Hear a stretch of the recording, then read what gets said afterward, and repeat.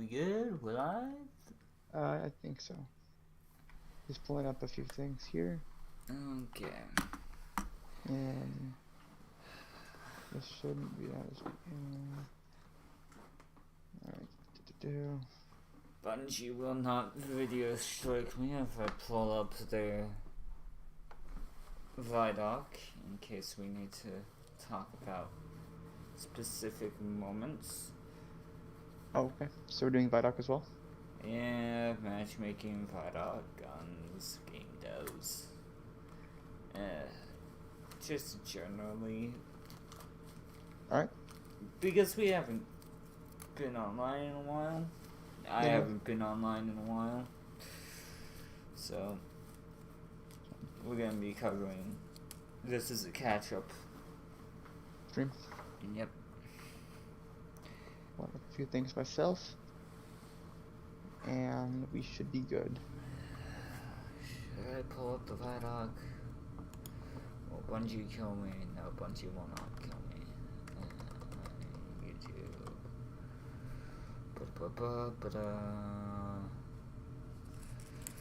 Of course, I get a Genshin thing before I get the fucking Vidoc. Oh wow.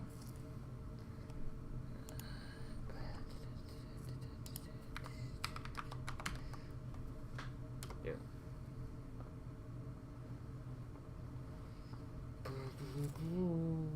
Light and darkness.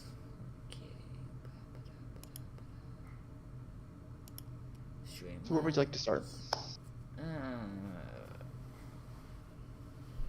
Let's do the newest thing first, then we go deep into the math. So, Right.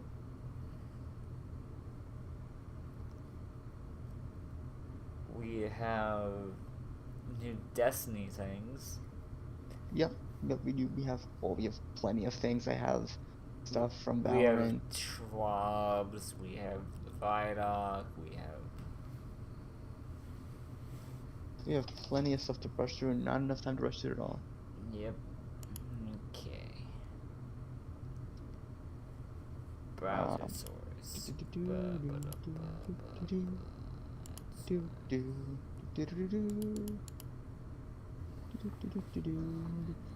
not really gonna focus on the Sony stuff because that's things I'm really interested in. Okay, I'm gonna pull up Vidoc. Give me 1 second. Paste that there. Hey. I know what you're wondering. What is true and what is Gotta pull up false? some stuff. The Witch Queen is an unsettling mystery. Our biggest foe, Savathun, has our grandest tool, the light. It's paying off narrative threads that we planted way back in Destiny 1. I'm here to protect humanity. How do we stop this? Yes, I want to move that browser source because apparently I can't add source, but web properties, because apparently it doesn't like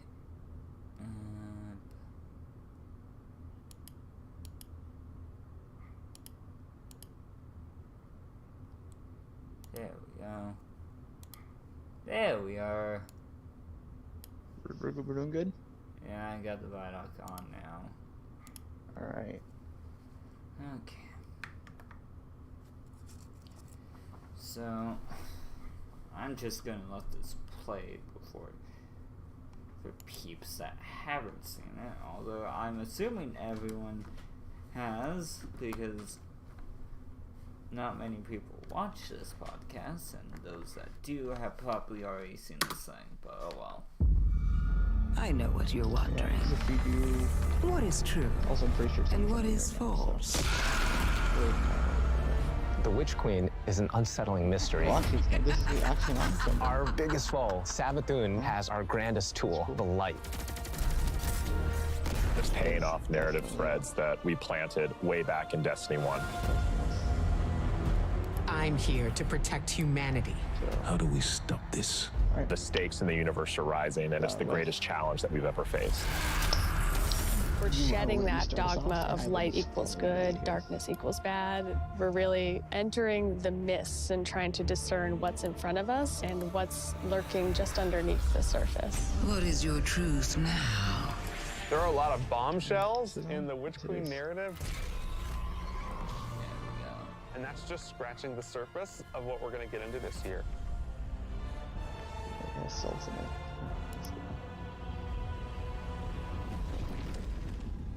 Witch Queen and Season of the Risen is chapter 1 and the beginning of the end for the Light and Darkness saga. Really, really getting to the core of what it means to be a guardian. We are looking at and asking big questions about the light and darkness. We have a big bad that we've been anticipating for a really long time coming back in the form of Savathun. Huh. Savathun's I'm looking had a over hand some- in most of the major conflicts stuff. that we've been Alright. involved with. We've I'm heard about gonna make Savathun the for image a little years bit and just bits and smaller. pieces, and then like you see it slowly building over And- seasons until we come to this huge critical point. Savathun's no longer just someone you hear about. She's not just interfering in little ways. She's now ready to take center stage. Sight. 1, 2, 3. Savathun, she's larger than life. We wanted to make her feel imposing and very regal and dancing through motion in some way. Light offers us a fresh start. She's very manipulative. She is very ethereal, but she also has like that creepiness to her as well. She promised she'd help us out with this pyramid ship problem that's coming our way. But the reality of the situation is Savathun Interesting. is only on Savathun's side. We've outlived our purpose, isn't and it is to amazing. Savathun's benefit Hey, to this wipe is the us off that first time we chessboard. see Anna in a while. She's lived among us. Seen who? She has.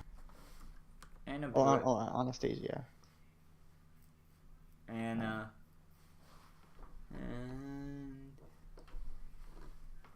we see the ugly ass armor that has all the alchemic symbols on it. You know, I like alchemy, but why do they have to make the armor so ugly? It's a great question. You know, actually, I don't mind it because I do believe that there's gonna be. I mean, the raid armor is probably gonna look good. I've never seen raid armor look bad. Discount maybe Garden. But Garden's just a reskin of a reskin, which is bad. Oh yeah, it was technically. Well, yeah, originally it was supposed to be an homage to Vault of Glass. Yeah, but it's a reskin of a reskin. Yep. Only on Savathun's side. It is a We've outlived our wonderful purpose, trip and it down is to memory lane for Savathun's most of benefit us. to wipe us off Because that originally I don't chessboard. think they were supposed to bring back Fog. She's lived among us. Back she in has Season of Undying. played us for fools. She That was, knows us never inside really and out, and she's been a step mentioned ahead of or, us, like the you know, whole back at the way. time it So was kind of like how do you beat someone taboo like to that? think, It isn't too late. they're gonna bring back Vog. You can still You all be thought, forgiven. if they ever did bring back a D1 Be raid, careful. it could have been Vog. It I'll could have been hold you to Keysville. it. In order But to for the most beat part, Savathun, you need at the time when we had like Undying, we had the Undying Mind, which we all thought would bring a Mago loop, which it didn't, unfortunately. Now we have Fatebringer, so I'm not really complaining. And armor wise, I don't know. I think Last Wish armor set's kind of a miss. At least for I me, liked it was. it. No, I like it. It's a different aesthetic than most people want, but I can appreciate the Last Wish set. Especially the helmets. Oh, the helmets are great. I will say that. My personal favorite would either be Hearts of Deepstone for the armor, or Scourge of the Past. You see, Would be my I've two never favorite. vibed with either of those sets. I just like the mask. It gives me Revan vibes.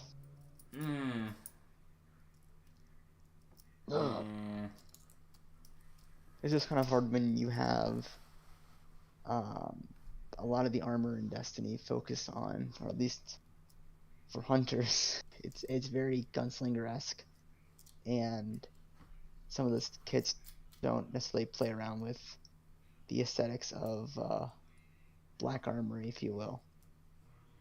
Like I know A3 sealed arm cards is a really good fit for it. I don't like black armor, use hunter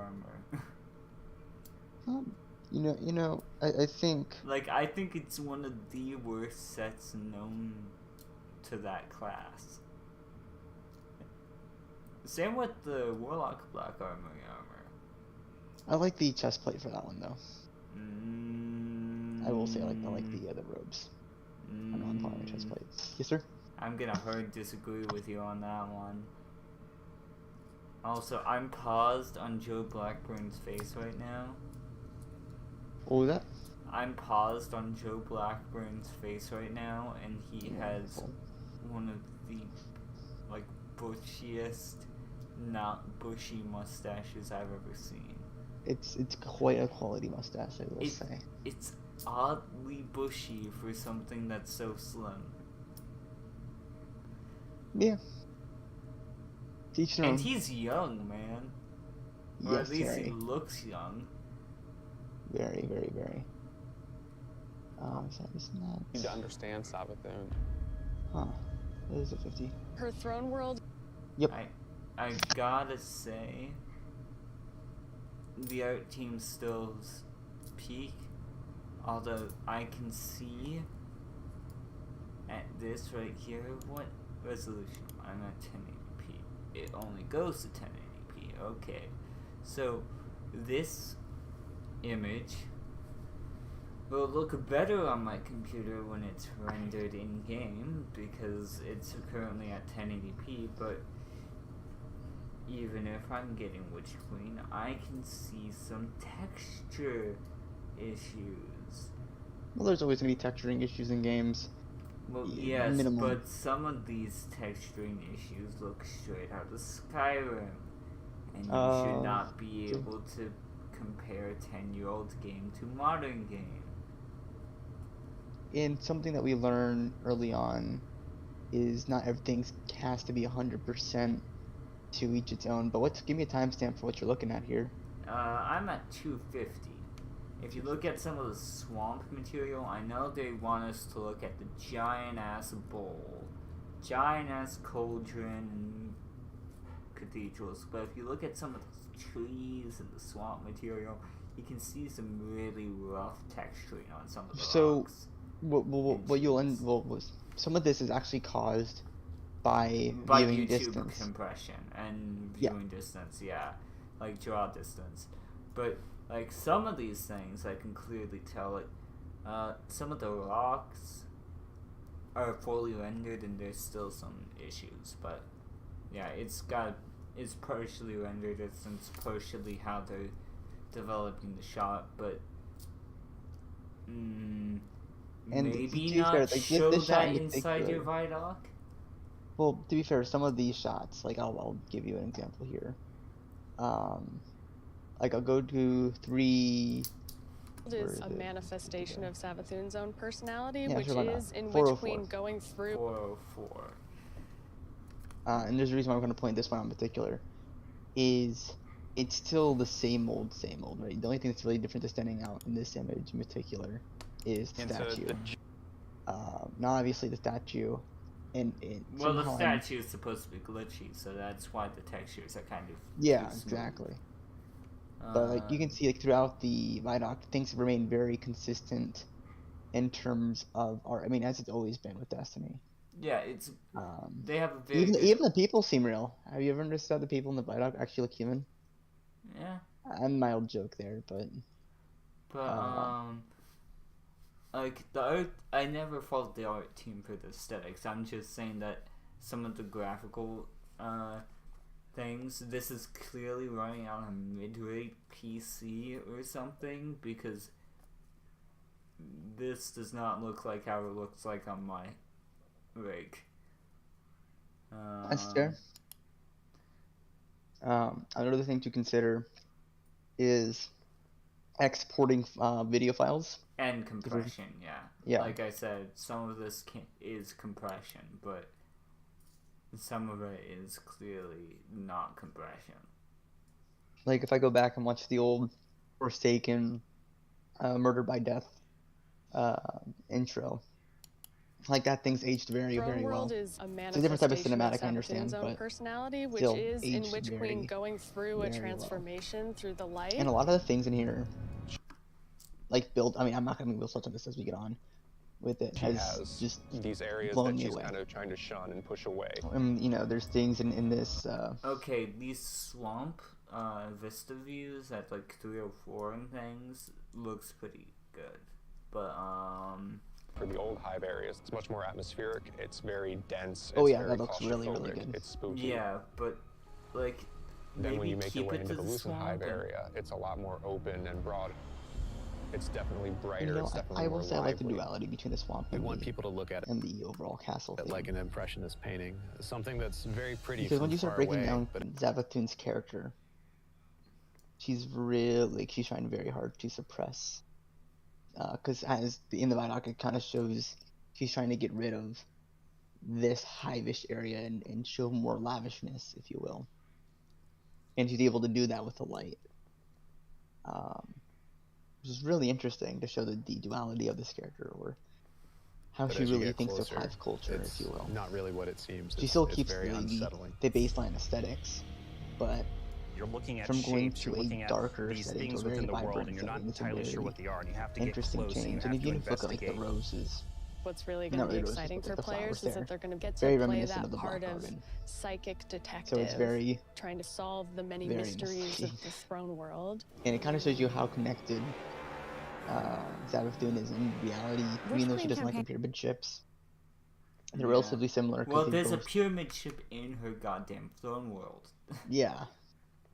Like, So she she's can't having exactly two of get rid of it, and we'll see further into the Vidoc that there's at least 3 worm gods in or around her throne world. So, Yeah.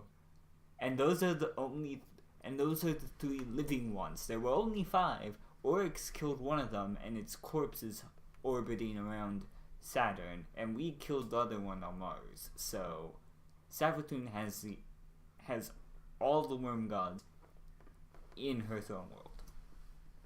Wonderful time. I like this. I will say they did step up, and I was watching an Atrocross video where he made a joke saying it's that sweet Sony money, and I love the joke there because it couldn't have happened that quick, and maybe it did. Maybe they were sending money in the back end all this time. But here's the thing, Destiny has, whether we like it or not, is a very profitable franchise. So Oh yeah. this is the type of polish that I expected from them. This is like a bare minimum, and this is just in the trailer where they have to make it look good. So, if they're only reaching bare minimum of their profit margins from what I'm seeing right now, I still am cautious about Go to 453. It'll make sense in a second. I here. think is probably the most All ambitious advanced. campaign we've made in a very long time. Now, if you look at the girl's shoulder, she has. the definitively Destiny campaign. I'm probably going for a reach here, but she has the same crow padding that Aldrin had in Forsaken, and even now in his current wares. Well, yeah, a lot of the apparel that some of these people are wearing are Destiny related. Someone has an Eris necklace. Yeah, I just thought it was really cool. Small things You're you looking see at stuff like that. shapes, you're looking at these. And Very even go long to time. 520, like just Keitel looks stellar here. So if you go to 359, Sure, I want you to look at that pulse rifle. sure. Now that is a beautifully rendered scope. Yeah, very beautiful. Also, they have a front sight on that thing. Which is normal. Yes, it's normal. Now for Destiny, we normally use hollow sights, so Well, they're yeah. not like entirely normal. But it's definitely a void pulse rifle. But I'm not sure I like all the tubing on top. Well, They do like their tubing, but it looks like a fusion actually. no, if you I think is go probably to the most ambitious campaign you we've start made in a playing very it, long time. it's a We're building oh, a it definitive is a wait. fusion. We've made It's in like a a very long time. weird. What the the? most ambitious campaign. Okay, So go to 357. I know that's what I was saying. Like We've it looked made like in it a could have very been. long time. That's a pulse, and then it turns into a fusion. Campaign we've made in a very Yeah. long time. We're building the definitively. The fuck is this gun? Campaign we've made in a very long time. It does a burst of 3 of void, seemingly stunning the knight. We're building the definitively Destiny campaign, And so then leading roots into up. the journey you can. So this is an exotic. Has to be a seasonal exotic of some kind. We were missing a single exotic weapon, and that we knew of. I think we found it. So it's a void pulse fusion. So it's gonna be a special weapon in the energy slot. Will the pulse rifle version be worth the special ammo though? Or will it be like Devil's Ruin and have a special weapon inside a primary weapon? I'd take it. I do not want my version of Devil's Ruin pitch. I think we need more weapons like that. I say this jokingly. We need more weapons like that. I like power fantasies, yes, but that's just kind of nutty. Like, very much so. Probably the most ambitious campaign we've But made from in a very design long perspective, time. it's fine. If you really think about it, with what we already have. Definitively Campaign we've made in a very long time. I mean, we don't even know the full extent of it, but it could even be a raid definitively exotic. Destiny campaign, so leading Fair. into the journey you can and then there's another, what looks like a pulse rifle with similar find in exotic aesthetics. missions or the mechanics you might find in a dungeon. And then there's the Hunter helmet, which actually looks decent, even though most of the sets look trash. Like, Hunter helmets usually look good, even if the rest of the set is awful. The aesthetics in think this, your way through, you have to figure out, like, rendition hey, what do- looks beautiful. Okay, so you see the guy and the girl sitting in 2 chairs. You see a Yeah. hive ghost, and then you see a sidearm. Yep, it's probably gonna be a 260 or a 300 sidearm. Why is it on there if it's not an exotic? Because that is a legendary sidearm. Well, because there's actually people in Bungie who do prop making. Well, yeah. And But usually they, like, showpieces for, like, Vidocs and things are usually the seasonal exotic. Like, Cold Heart was a prop, and Xenophage was a prop. or Ace of Spades was a prop in Yeah. Forsaken, yeah. So, I'm not sure why that... Maybe that sidearm is gonna be like the new Vestian Dynasty from House of Wolves.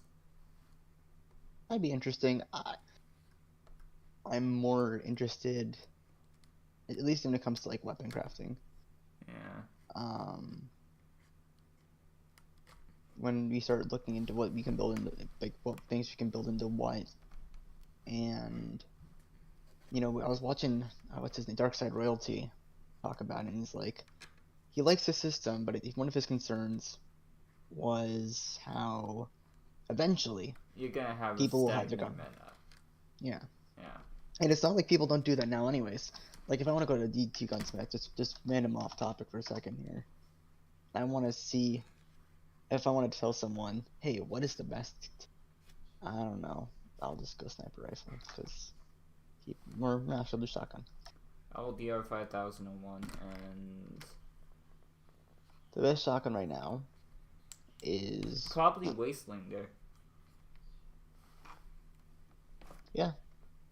And all you have to do is opening shot, perpetual motion, or slide shot, whatever you prefer. Perpetual motion killing one also Yep. works. But I was gonna do perpetual motion, accurized full choke, opening, handling, masterwork. Assault mag, dude. Assault mag. Assault. Yeah.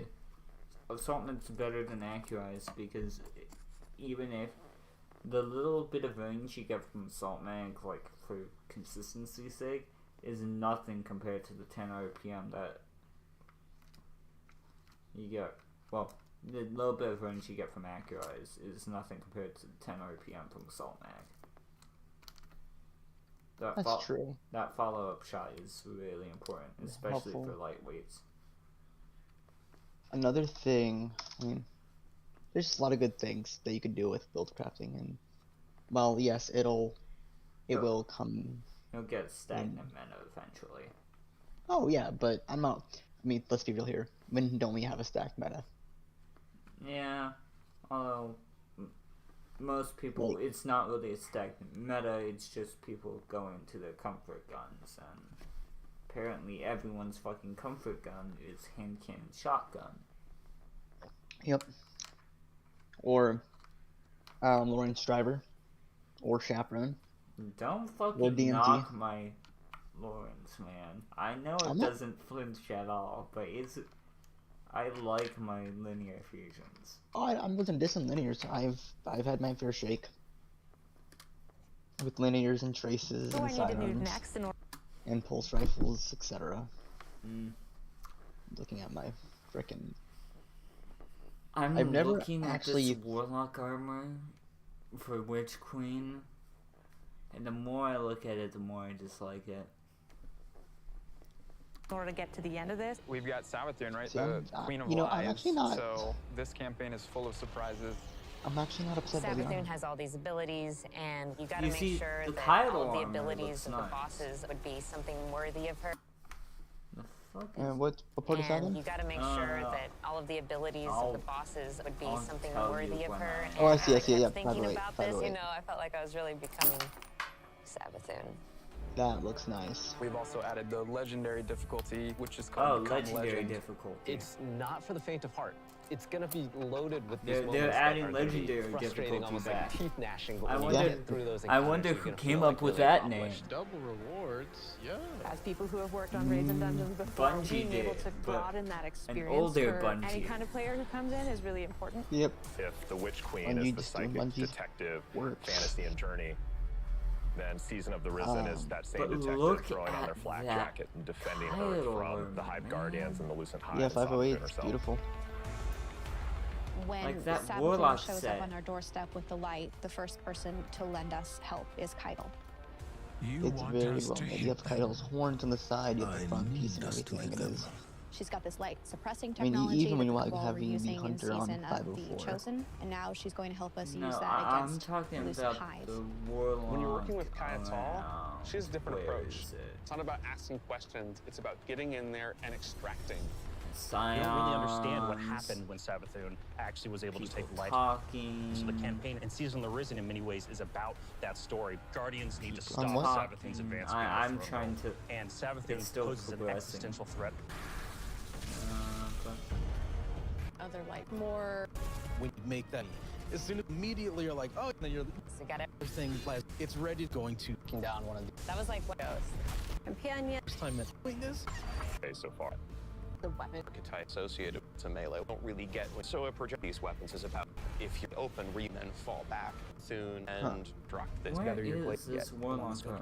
I know I Like saw the it. system. We want them to. Not the Naginata. The Osteostriga exotic submachine gun. This is something which Guardians have made of tiny home. We have a launcher barrage. I We're know doing an the exotic Titan has. glaive for each class this time, and the exotic perks tied deeply into the mechanics of the classes. Glaive for each class this time, and the exotic perks tied deeply into the mechanics of the classes. I think they're going to be really cool additions to build crafting. Can you We've help got, me the find usual this suite of Warlock raid armor? weapons, destination. I know Yeah, it's I'm looking at it. seasonal. I recounted it this morning, and I think it's about 50. Oh, I found it. You're gonna Go have to 2 new 1005. exotic armor for each class, totaling 6, 1 stasis, 1 non-stasis. The Titan stasis exotic. It's not cast your Warlock, barricade but it's instead still of, a you know, better this look at it. Travelers like That's a Titan. The Warlock comes up sooner. It's in the. Now, I think that's the pretty cool That's thing to probably be energy fan. So you're gonna see where you can run some. is Build craft across in Season 6. There we go. So Ring Rift to when they're doing the Warlock boots at 1058, you get Exotic. We called them the Devouring Rift legs because we wanted Empowering Rift to feel like it had a place in endgame content the way that Healing Rift does. Empowering Rift. Or in 1102. So, this Kylo armor is a departure from standard Cabal aesthetics. Yeah. Very much so. It almost feels as if Kylo's integrating Edo period samurai armor. Like, that Warlock helmet looks like a Hanya mask. Like, Even on 1103, we can see the really well done. I like the mask. Like, I like that helmet. Also, the Bond looks pretty decent as well. Even if it is just Kylo's symbol as a Bond. I'm gonna make a joke. What? Look at 1103, you can see hand clipping through the armor. Yeah, you can. I just wanted to aggravate you.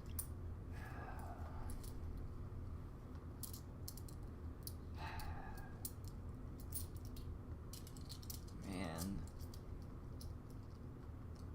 Why can't they just put physics on the fucking gauntlets? Or the bracer?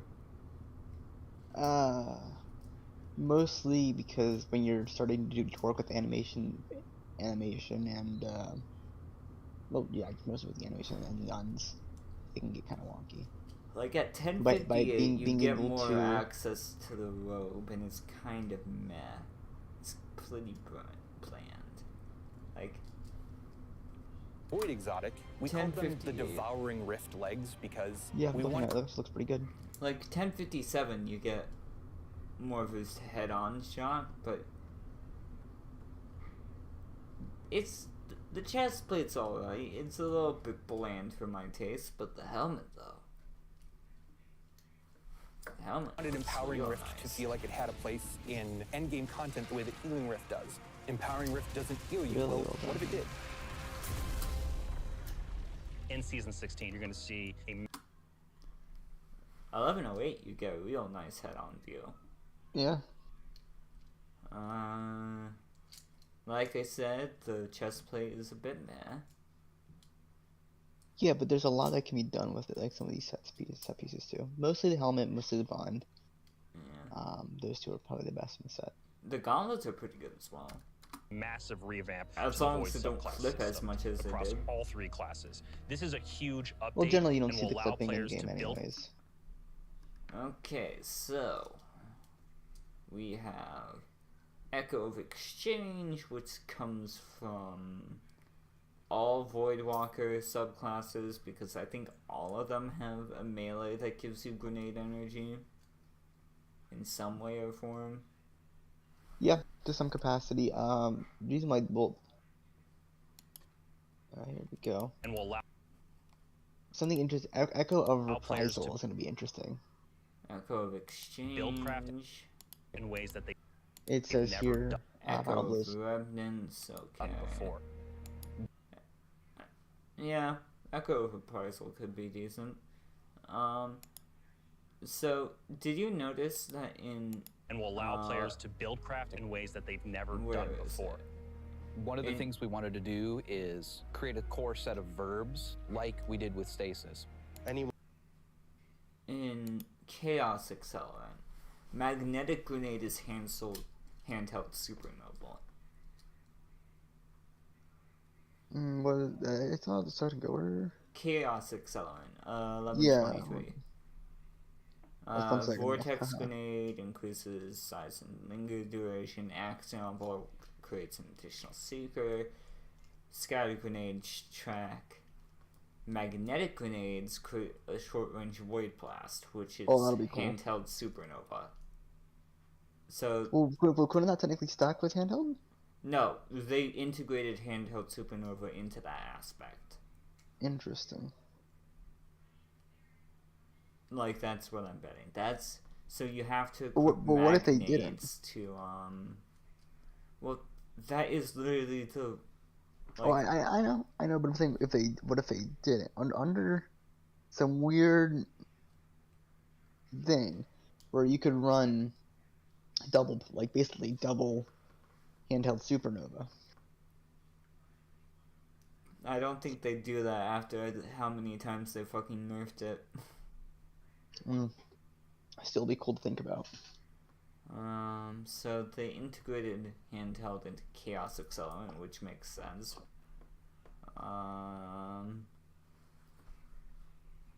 But they didn't integrate Devour into it. So there must be a Devour aspect. We only see Void Buddy. I don't think it would be possible, but if Hunters got Devour, you know how funny that would be. So we have Void Buddy. Like we did with Stasis. Anyone can run suppressors now.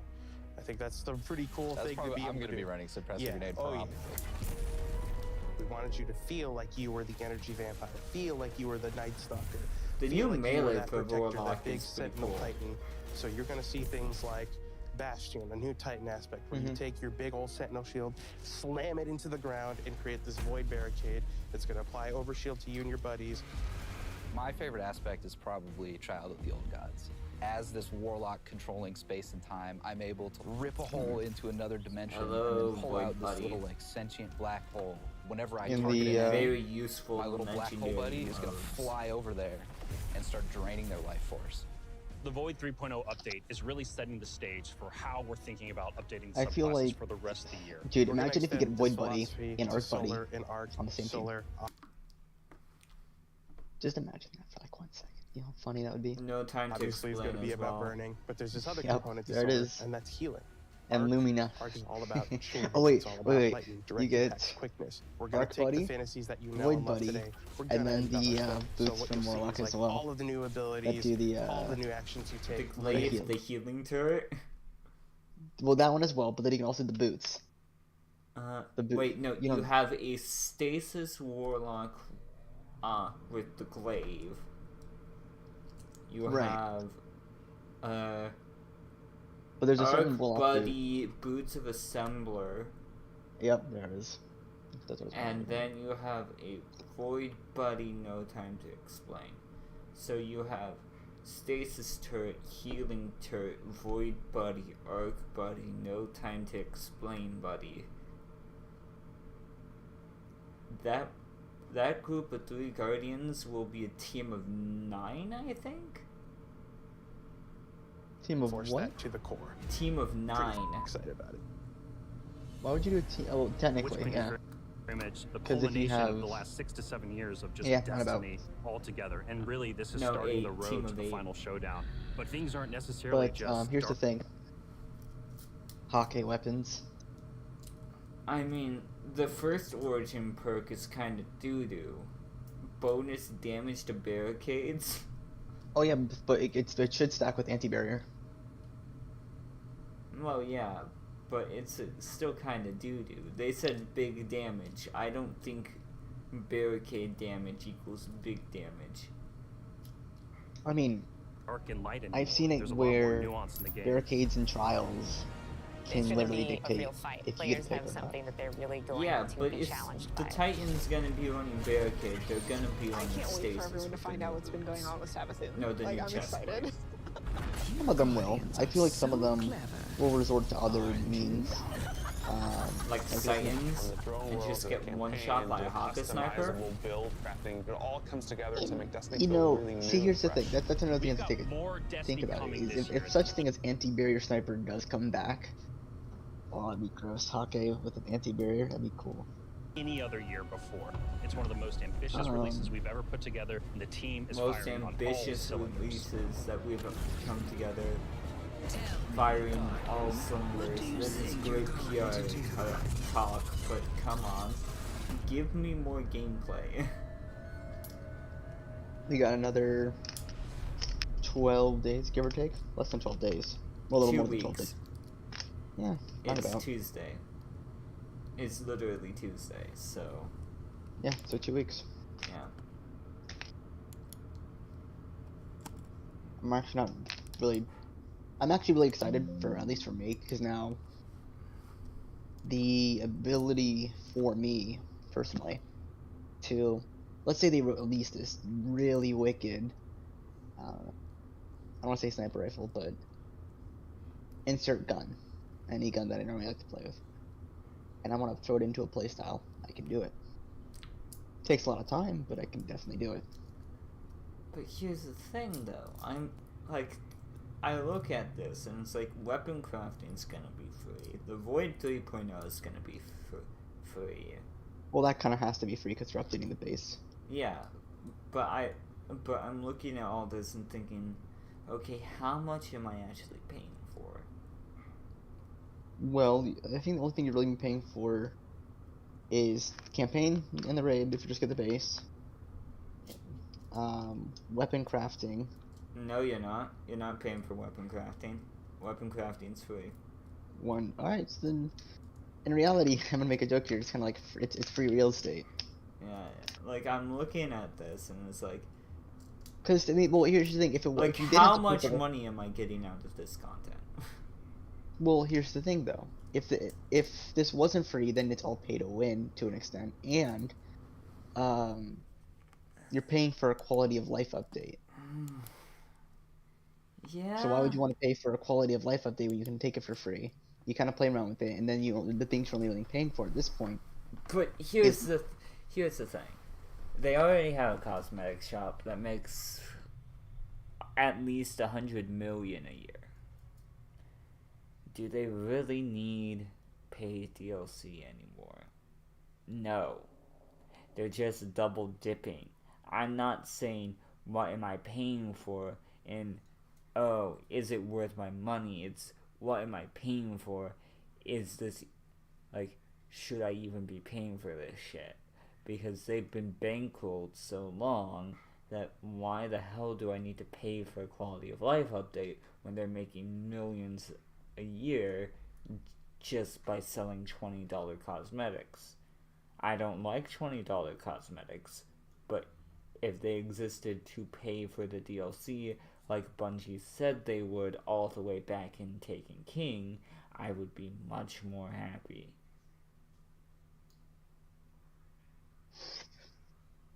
And to an extent, it does cover a lot of the content we are getting. It covers wonton events with the bounty simulators and some season material. I paid for the 30th anniversary content. I paid for Beyond Light. I paid for all the seasons. Like, what the hell is that? Are they just trying to take it to Gravy Town or something? Or are they trying to bankroll 3 other franchises that they're not telling us about and saying, sorry, we need to chew you out for all this money because we need the money to produce games that you don't even know about, that most of you won't even care about, but we want to do it because we want more games. Could easily be the case. Seems to be the most likely of the cases because they already announced like 2 projects. Well, I know it's the case, but they need to be more straightforward with us. It's like, hey, we need this cash to bankroll other things because we don't have a provider anymore. Oh wait, now we do, yet we're still gonna do this.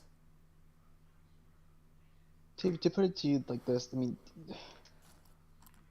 when you have a game, I mean, like, this is just game studio in general, there's something called crunch. Yeah, I know.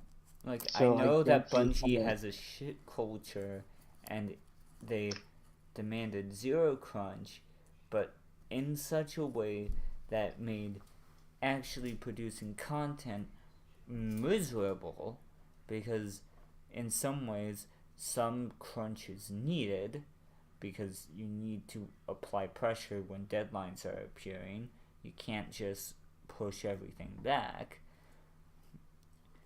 But it's like they need to be open about this. in the leaks, it said that their release date was February 22nd, even when they were still saying it was December. They were outright lying. And then when, hey, we need a delay because of COVID, it's not like we were actually planning for it to be on February 22nd, even though that's a highly, like, specific date to delay to, because it's a rather special day, and it's because it's Tuesday, like literally Tuesday. It's 2/22/22 on a Tuesday. It's almost as if they planned it. Oh wait, they did. Like, I get that you're trying to give them the benefit of the doubt here, but the more I look into them, it's like, why the hell should I? Right. So I'm trying to figure something out here.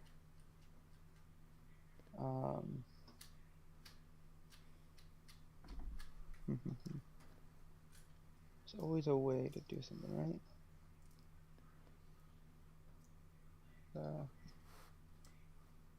Here we go.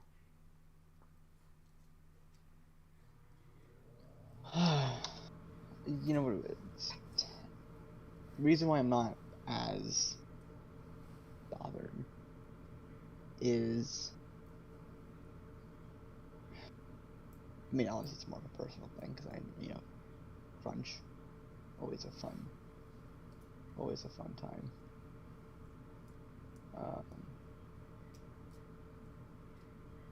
And for me, when we start looking at it's kind of like having a way to personally, like, not pay off, how do I say this? It's a way to pay more people what they're worth, potentially. I mean, obviously, really? You're gonna try to go Bungie's paying people their fair share after stealing your work and a bunch of other people's work and being generally shitty in the whole? You really think that they're gonna... Mine was a different story. Well, yes, but as a whole, you really think that they're spending all that money to pay people what they're worth, even though, like, they have been shown to be bad actors? If they're doing multiple projects, they're gonna need at least something. Yeah, but at least tell the people that you're fleecing for all their cash. That, oh yeah, you're funding like 3 different games right now. I mean, they have came out and said, hey, we're working on a bunch of other projects. Yeah, but one of the projects is supposedly funded by Tencent, but you know Bungie's blown through that money already because they're horrible with accounting. I mean, I can't find a game studio that really is. I can think of a few. They're all truly indie developers. It seems like AAA has an issue with money laundering or just really bad finances. Because either they're laundering money or they're just really bad.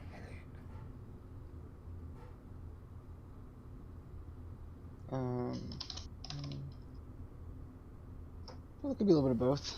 And well, yeah, I'm betting it's a little bit of both, but it's still like, it's still kind of ridiculous. Like, EA of all people don't do the shit that Bungie does. MiHoYo, a developer of gacha games, doesn't double dip on its consumers as much.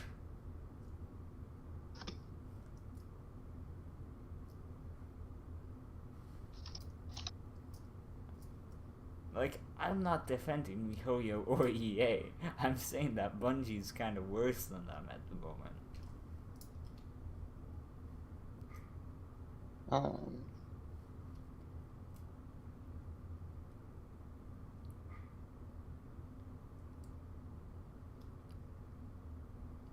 Which, yeah, and they can no longer go, oh, we're an indie studio, even though that excuse was bullshit, because they were one of the largest studios in the goddamn world. At the time they were saying, oh, we're just an independent studio, cut some slack. Oh yeah, that's like saying Ubisoft Montreal, if it went independent, was just an independent studio.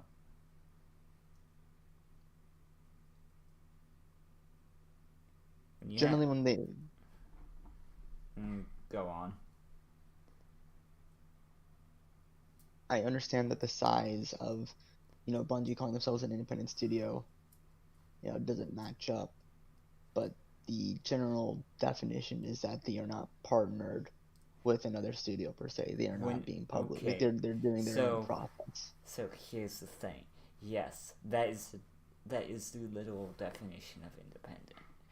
But when people say they're an indie dev, it usually means they're a small-scale team with very low overhead or very a small team.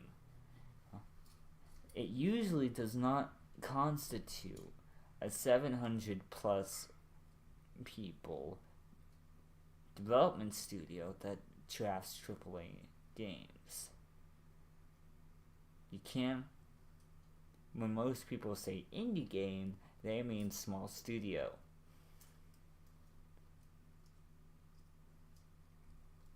There's a reason why we have AAA games.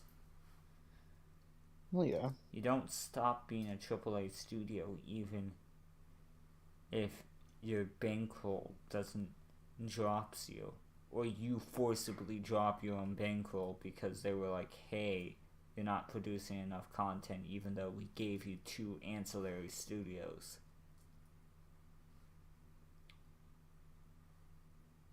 We know Bungie has poor management. And frankly, I think Sony got ripped off. Did you ever look into the few reasons why they did buy out Bungie?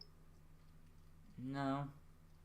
Mainly because it's like you're wasting $4 billion on someone that the IP of Destiny could be very, very good, but the people running it will not improve because they haven't improved in 11 years. Like, all the people behind Halo are either gone or shuffled off into an area where they're ineffectual.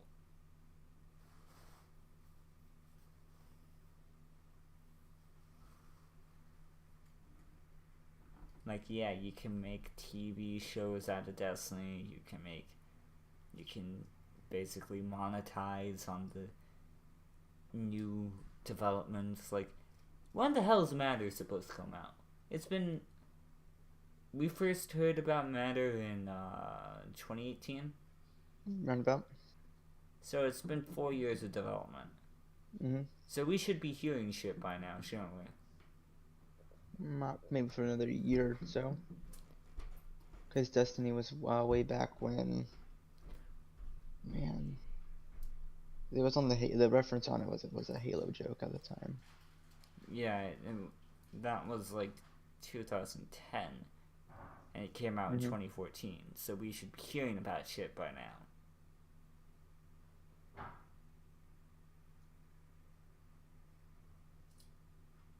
Like, where the hell's Matter? It's a hero shooter. It doesn't take like 6 years to develop a hero shooter.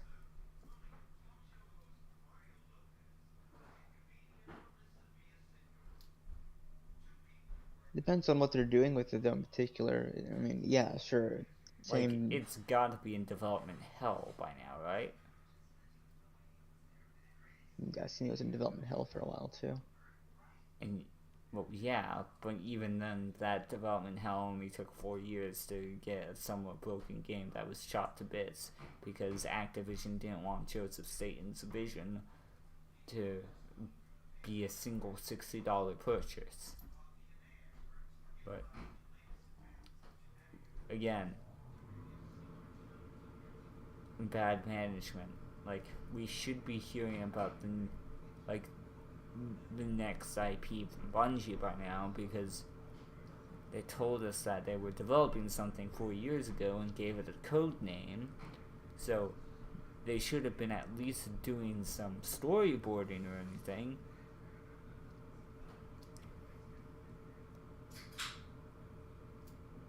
I think what they're trying to do right now is wait for the right moment, because right now they're still riding the Destiny 2 train. I don't think they're going to make any major announcements until maybe after Witch Queen, where the Witch Queen train slowly trickles off, and then they'll come out and make a statement about Matter, and then on top of Matter, then there will be Lightfall, and it'll be some big Bungie hype event, and there you go.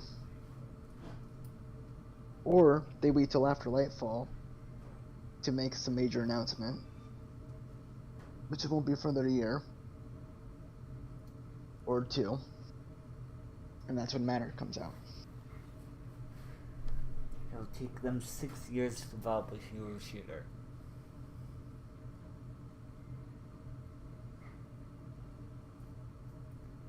Man, I feel bad for Tencent. You know, I usually don't feel bad for Tencent, but like I bet they were expecting the turnaround to be slightly faster than 6 fucking years.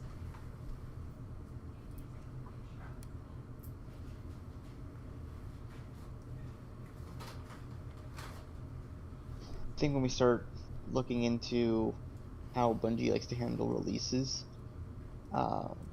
when they were releasing Destiny, it wasn't like they owned Halo anymore. I mean, they had some, but for the most part, 343 was handling that ship. So, what did they have to announce? Destiny. And now that they can potentially ride out Destiny until it crashes and burns. There's until they hit the self-destruct button, like they've been trying to for the past 3 years. When it gets to a point where things quiet down on the Destiny time. You mean when they massively fuck up? Because Destiny is not an IP that will die on its own. Bungie will kill it.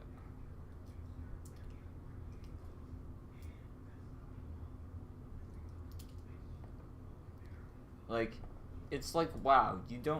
The only thing that killed WoW was Blizzard. Yes, over-indexing on a product and not living up to what made the game at its core can definitely ruin it. And giving less than minimum viable product while trying to sap the dwindling player base of whatever money you can get from them.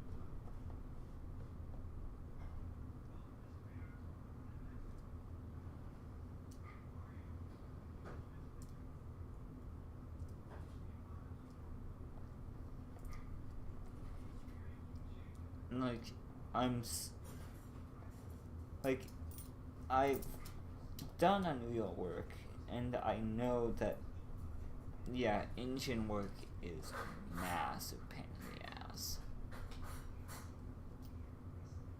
But I also know how much money these people are making.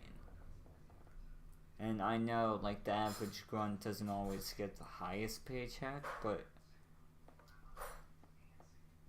they still make a pretty penny. So, expecting them to deliver minimum viable product is the least we can do, can't we? There are certain games where I will agree with this. where like I'll use Call of Duty as an example, where yeah, I'd expect it. There's other games, until I understood 343's side of like, development scheme, I thought, Halo shouldn't be that bad until you realize 4, 5 haven't necessarily lived up to what they should have been apparently. And now with Infinite's fine. I mean, well, here's the thing with Halo 4 and 5. 4 and 5 were very good playing games, and their content releases were pretty decent. It just wasn't. It was a genre misplacement instead of a content misplacement for those two. It didn't feel like Halo. 4 felt too much like COD according to some people, even though I liked it. And then 5 felt far too much like the average thruster pack system that was very popular around the 2015-2016 era. Just fine. I mean, which is why I'm saying they released a minimum viable product. What I'm saying is that Bungie can't even do that. Regular content updates, semi-regular quality of life patches, not yearly like what we're getting with now. Like, the Crucible updates have been getting better, but that's only because they faced nearly 2 boycotts already. What about? We're going on 3 right now for trials. Yeah, so it's really, like, in order to get an actual content update for Crucible, you have to fucking boycott the game? That's not how developer-player relationships would be. Naturally, Crucible is going to feel or have a lot lower population in general. I mean, yeah, naturally, but that's doesn't mean you completely drop the damn thing. No, but there's ways where you can go about fixing it. Yeah. And don't get me started on Gambit. I love that game mode. I love that game mode, but they left it high and dry. There's many things they can do to fix it, and that's the important thing. It has nearly been exactly 2 years since Season the Drifter. And the only thing they've done is gotten rid of one version of Gambit, combined the two, gotten rid of at least half of the maps, and done nothing else. They've only been releasing either reissues of old Gambit armor, or an ornament for the seasonal weapon. Gambit? Like, they've added Gambit origin traits, which is great and all, but where's the new Gambit maps? I think both. Where's Gambit balancing? Where's Crucible balancing?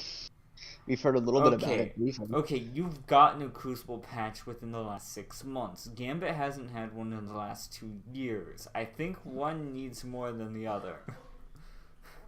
I'm pretty sure we're gonna get a Gambit patch very soon. Are you sure about that? Yeah. Like, I'm gonna... Okay, I bet you.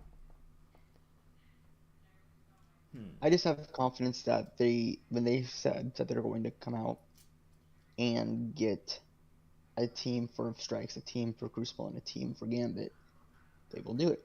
They said they weren't going to release Trials Half-Baked the first time they released it. That was with Luke Smith, though. I don't care who's at the helm. I care who... the crew. And the crew hasn't changed.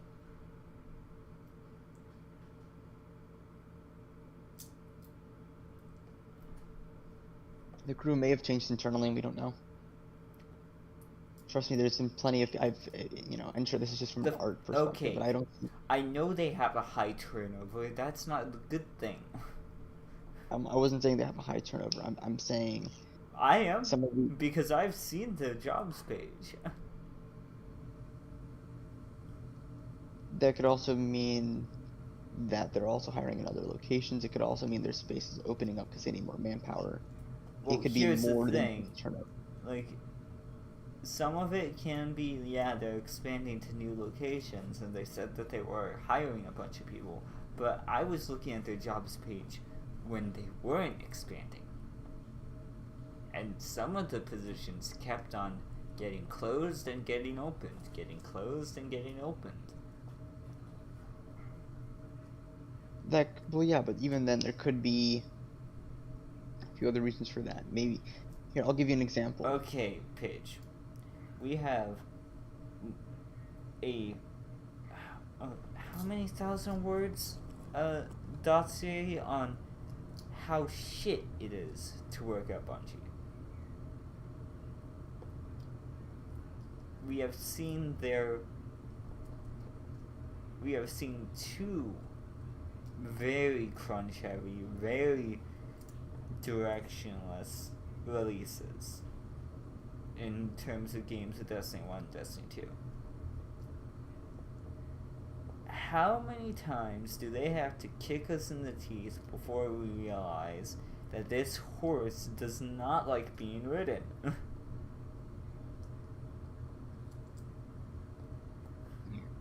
Excuse me, sorry. I was burping.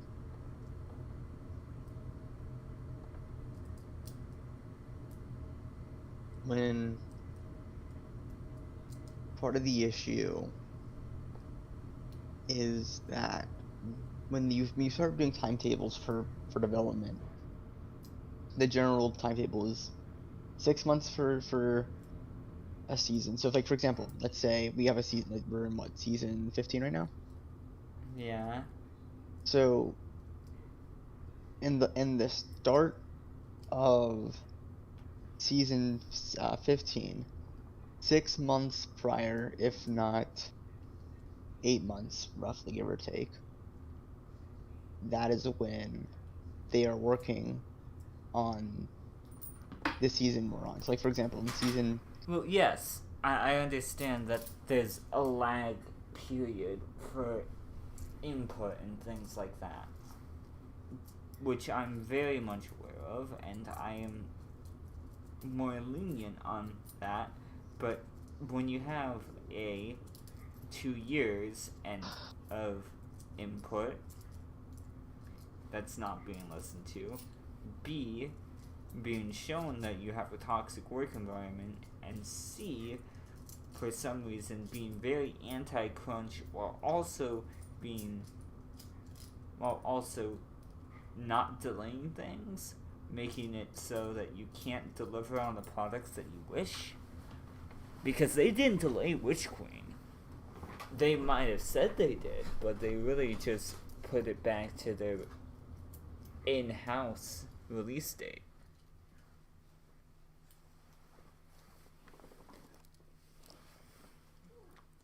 I think they would have been even more safe if they pushed that even a smidge bit further.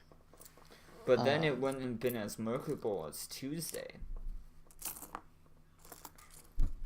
And for some reason, HR and marketing seem to be kings of the place. HR defending people that they really shouldn't be defending, and marketing seeming to drive everything from microtransaction systems to, well, that's the accounting team, to when to release games and all that jazz.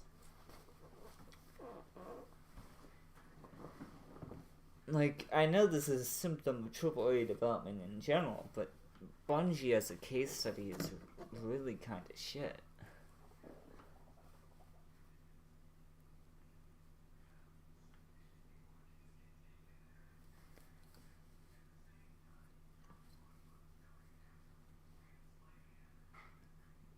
Maybe not as bad as DICE.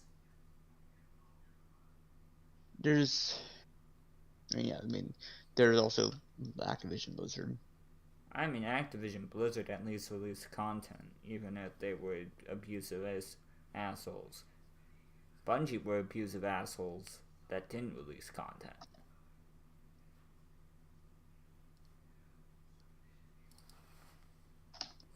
Like, when you fail the consumer and your employees, that's worse than just failing your employees.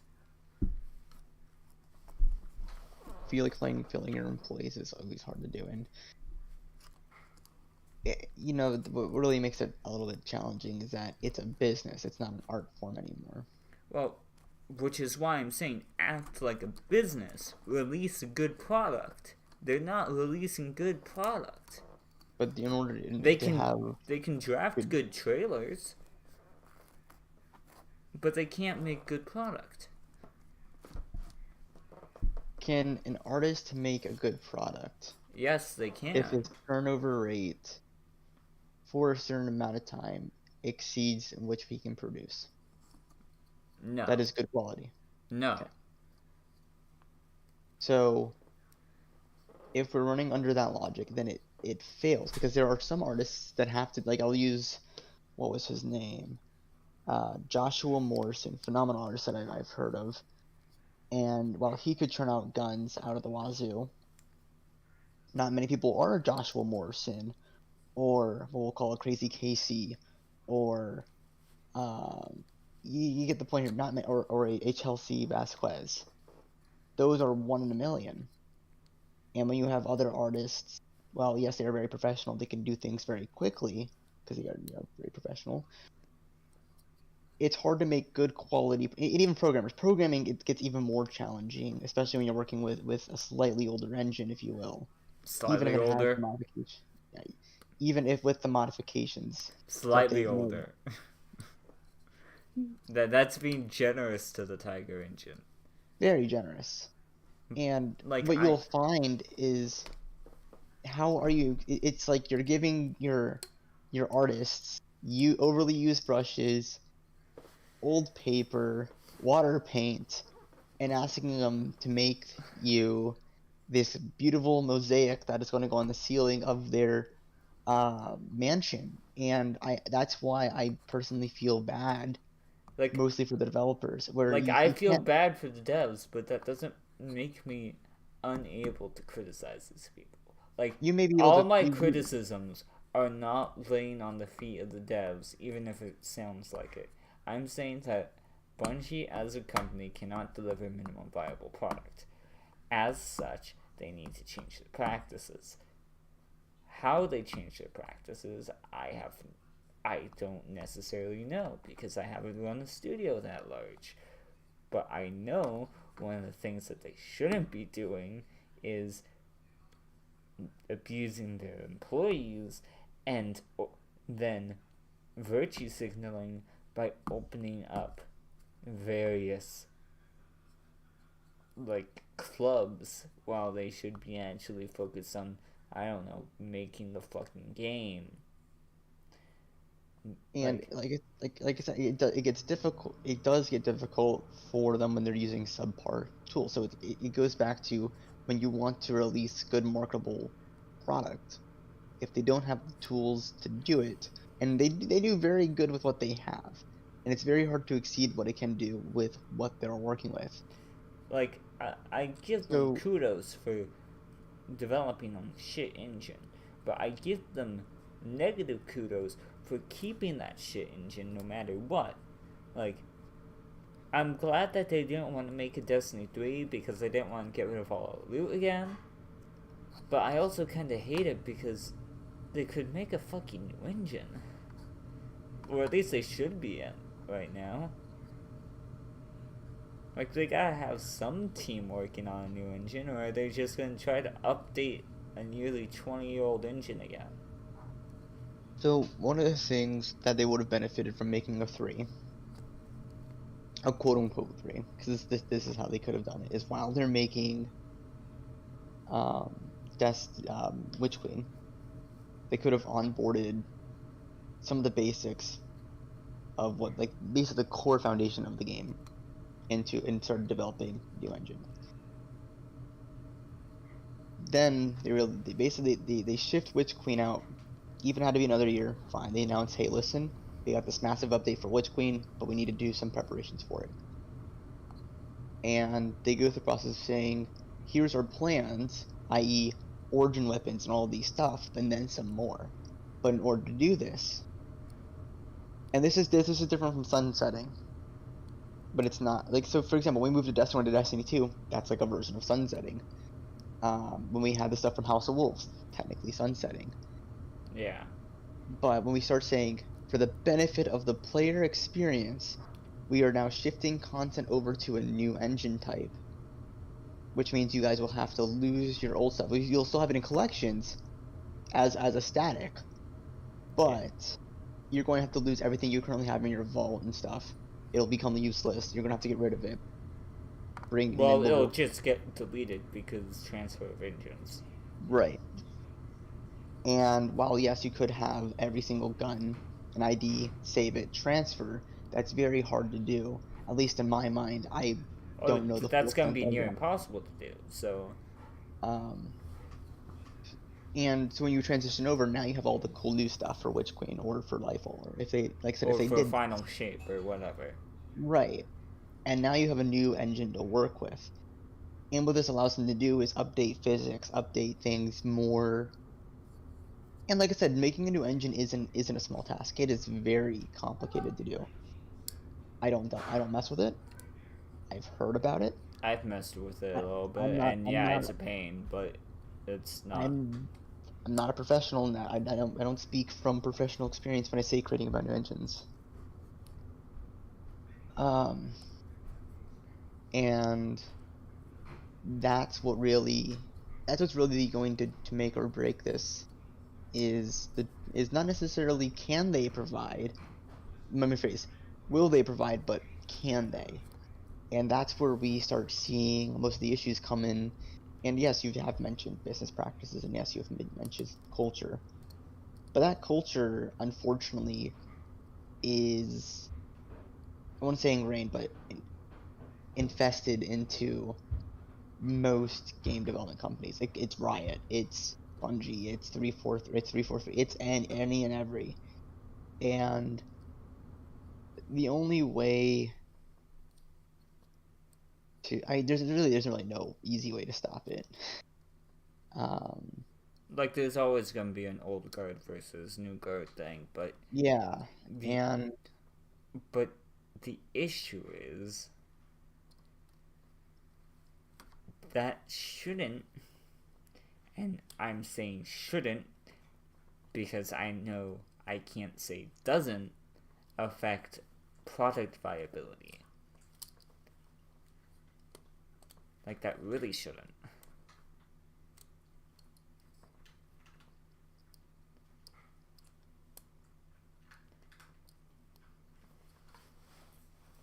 See,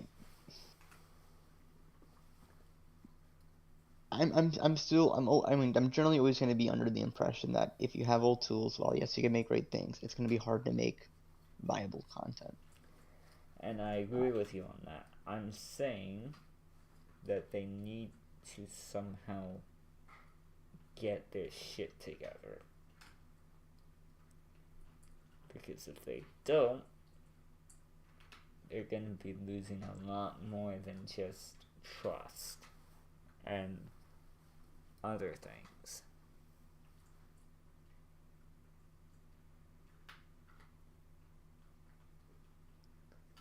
Like, the reason we started looking into matchmaking was because Bungie didn't tell us jack shit. At one point they didn't, yeah. Well, even now they don't really. They give us glimpses. I think the last big glimpse we got was, last spring? Yeah, but it was just a glimpse. We had to do so much fucking research. And what we finally got was that they're using old algorithms back from Halo, modified, and utilizing that. I mean, in the documentation, there's generally not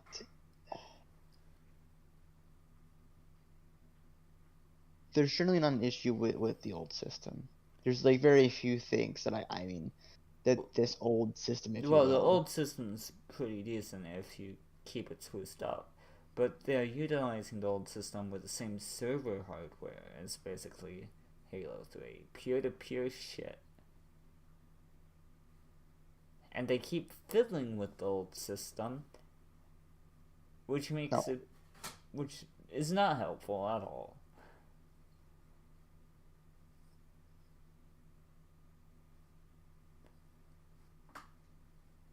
Oh, this is actually interesting. Hold up.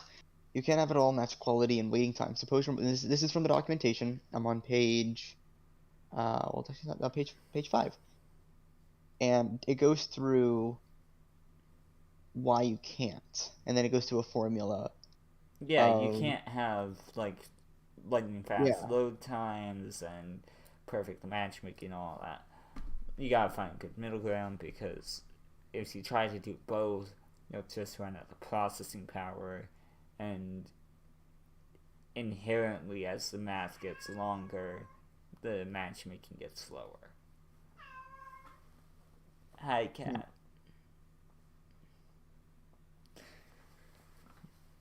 Here it is. Note that a skill estimation and matchmaking can still be under the hood for a fun mode. It's important to provide players with incentives and achievements that complement the skill rating and continue to reward players even when their skill rating has been converged. So, I mean, like I said, I haven't spent my entire I haven't read over this yet. I haven't had time to. I know that they say you can integrate skill based matchmaking into fun playlists, but as a player, I know when you do it, and sometimes I just want to turn my brain off, and I see you putting in skill-based matchmaking and going, oh yeah, we don't want Johnny No-Thumbs to feel bad about getting absolutely stomped every game. But come on.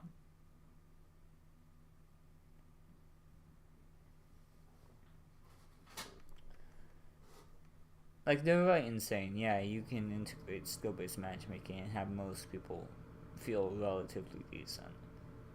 But everyone will know. Everyone knows that you put your finger in the punch bowl. They might still drink it, but they know.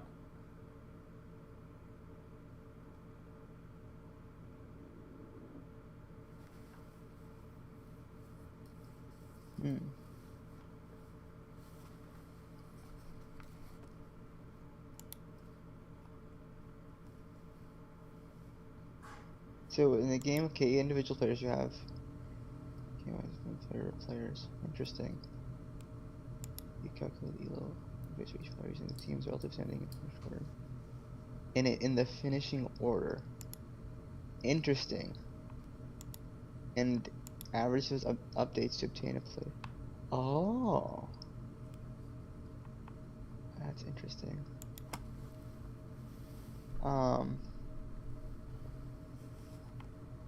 That's insane. All right.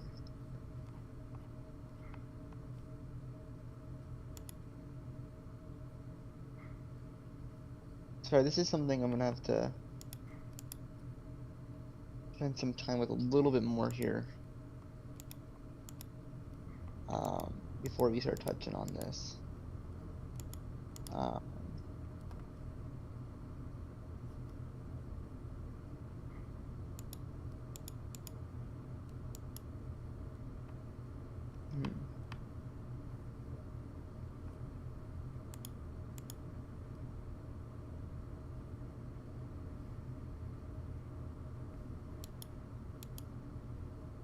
There's a funny one over here. Ranked rematches should be disallowed or limited to 1 to avoid the risk of collusion. Interesting. So even back then, they knew win trading was a thing. Well, they also mean, yes, ranked rematches, yeah, to risk of collusion, yeah, win trading in this case, but also in general, why it's, I could give 3 to 4 reasons off the top of my head why it's bad, but also why it's good. When that's integrated in the algorithm and the Haka thing for trials still happened, something went bad for Bungie. That's just because population was also an issue. Yeah, population was at rock bottom, which is why I was saying something was very bad for Bungie. Huh. Well, population wasn't at rock bottom. They just fucking nuked the matchmaking system because they wanted people to feel good.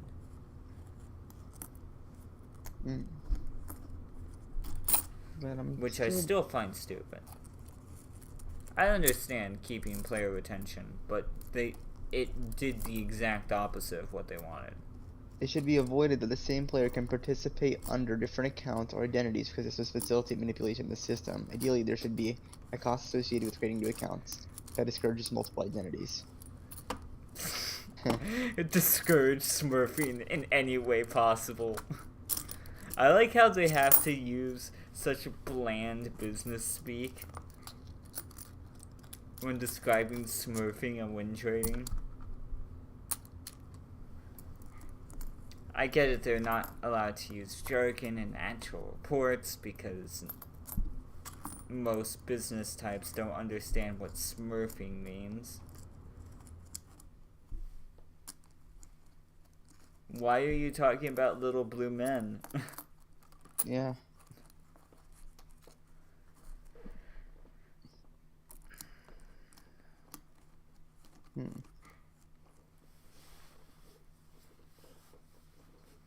Oh, it's consequence. Alright.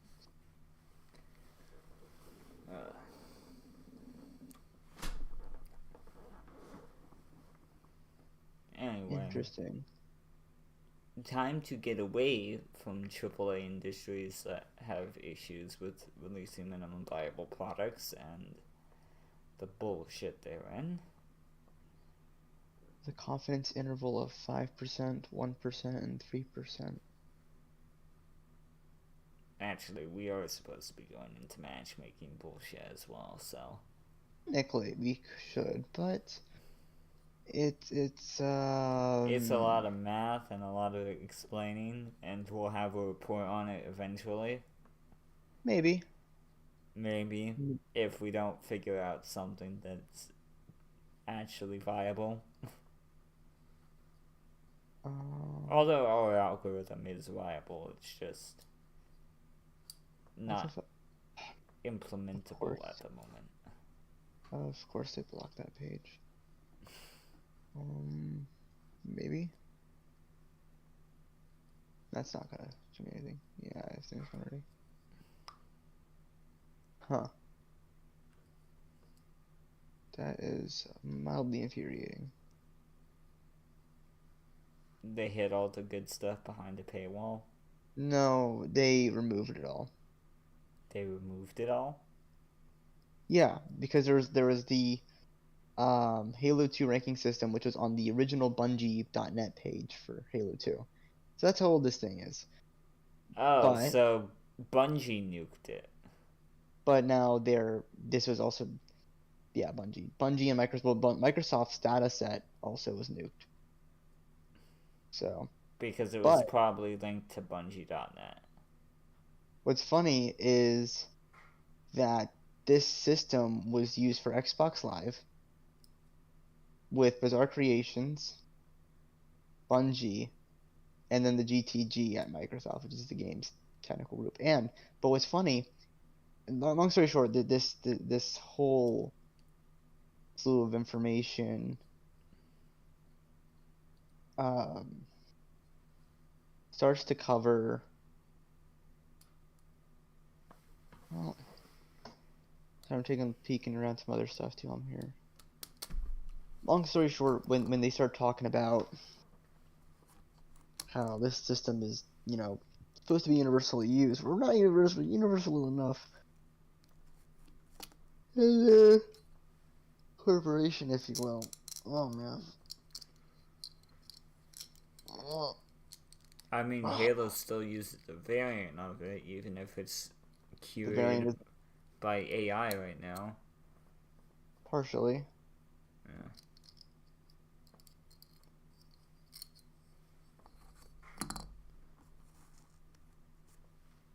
Wait. Bungie is owned by Sony. Yep.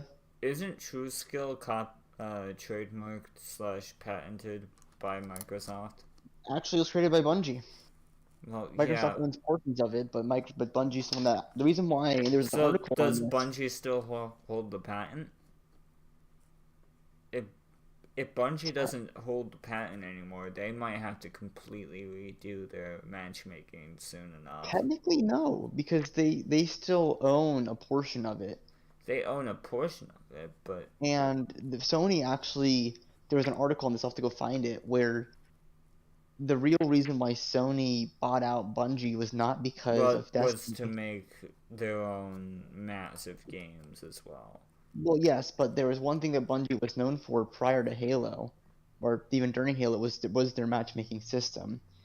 And that has been... Well, Bungie's matchmaking system right now ain't that great, so I'm not sure what they're buying for. Like, the people that made TrueSkill are long gone. Yes, I actually did a search on those individuals, but this is the one thing...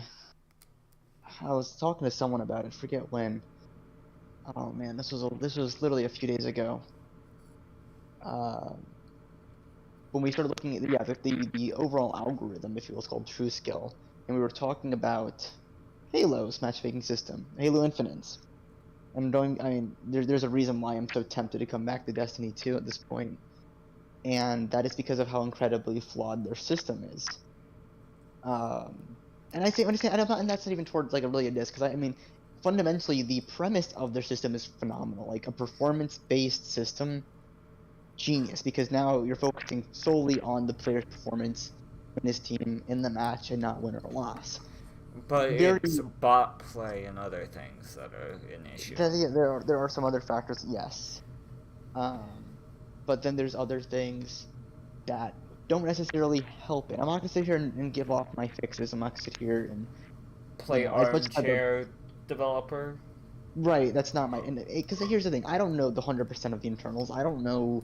It's not my job to sit here and be armchair developer or armchair businessman. I can speak from experience and I can speak from what I see, and that's all I'm going to do here.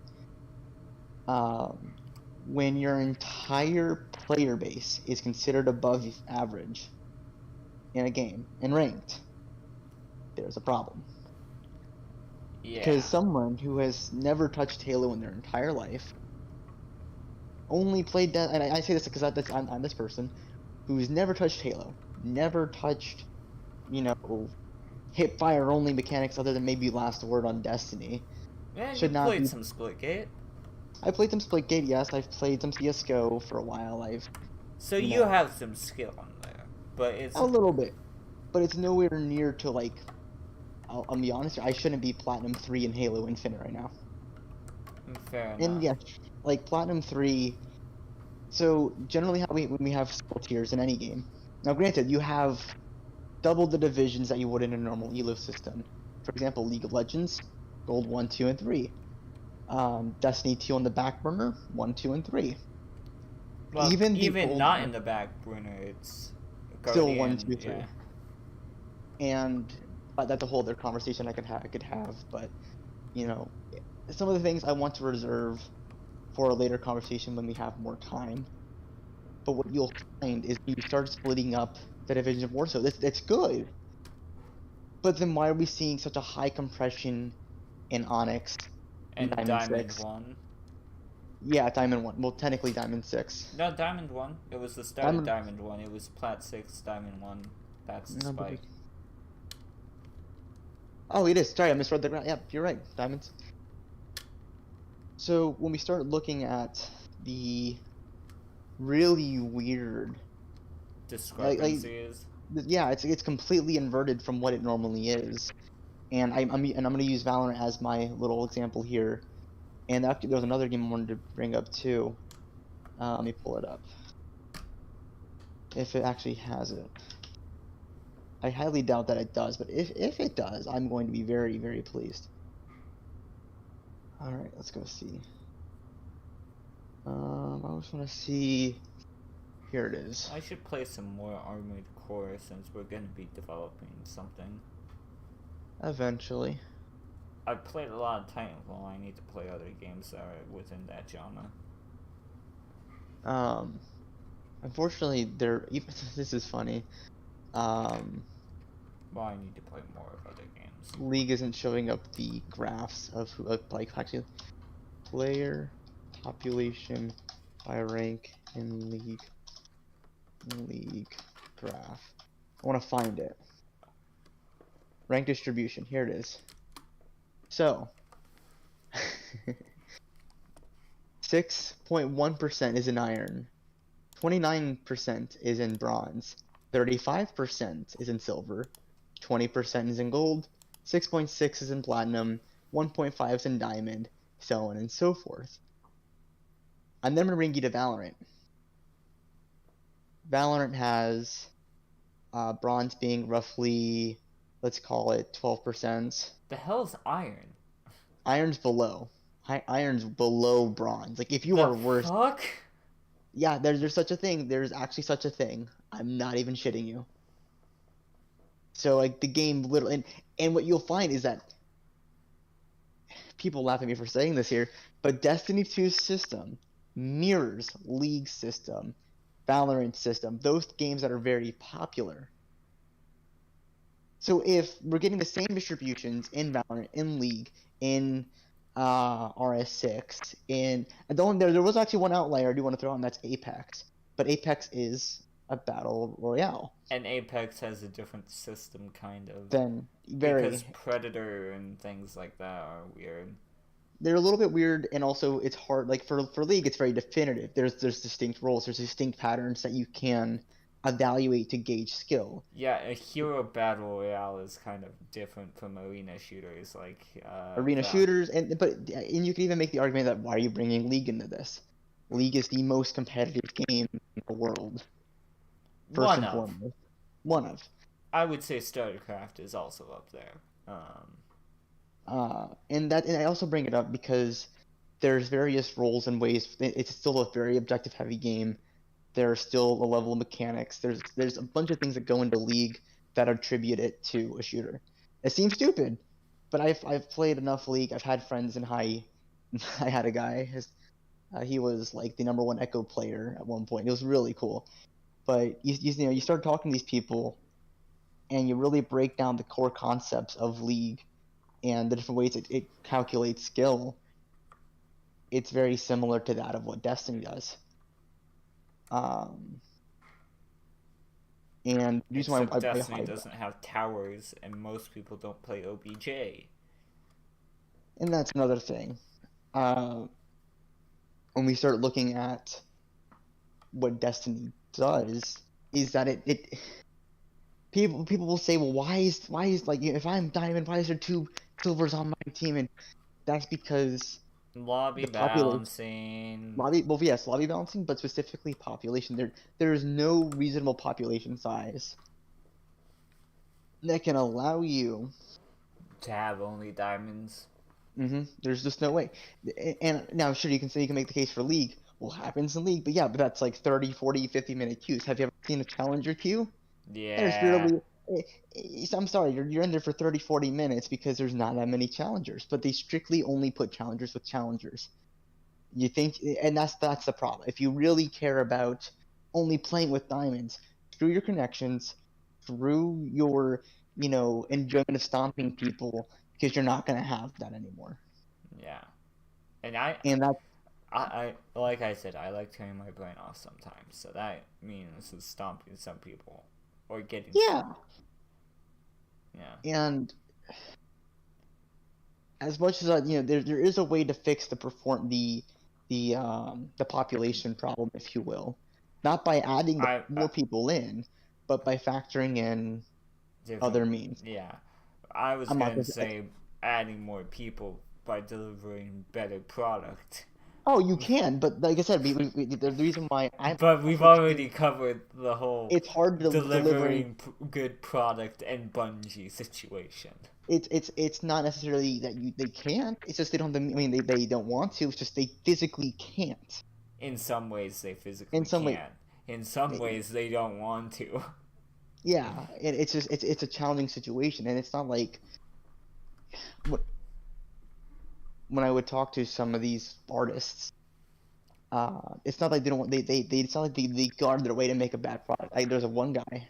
Yeah, who it's not like the peons that in the art team or in the Crucible team are out of their way trying to skimp out and skirt by.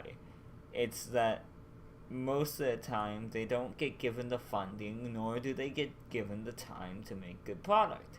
Right. But they also don't get given the pressure from leads and things to like.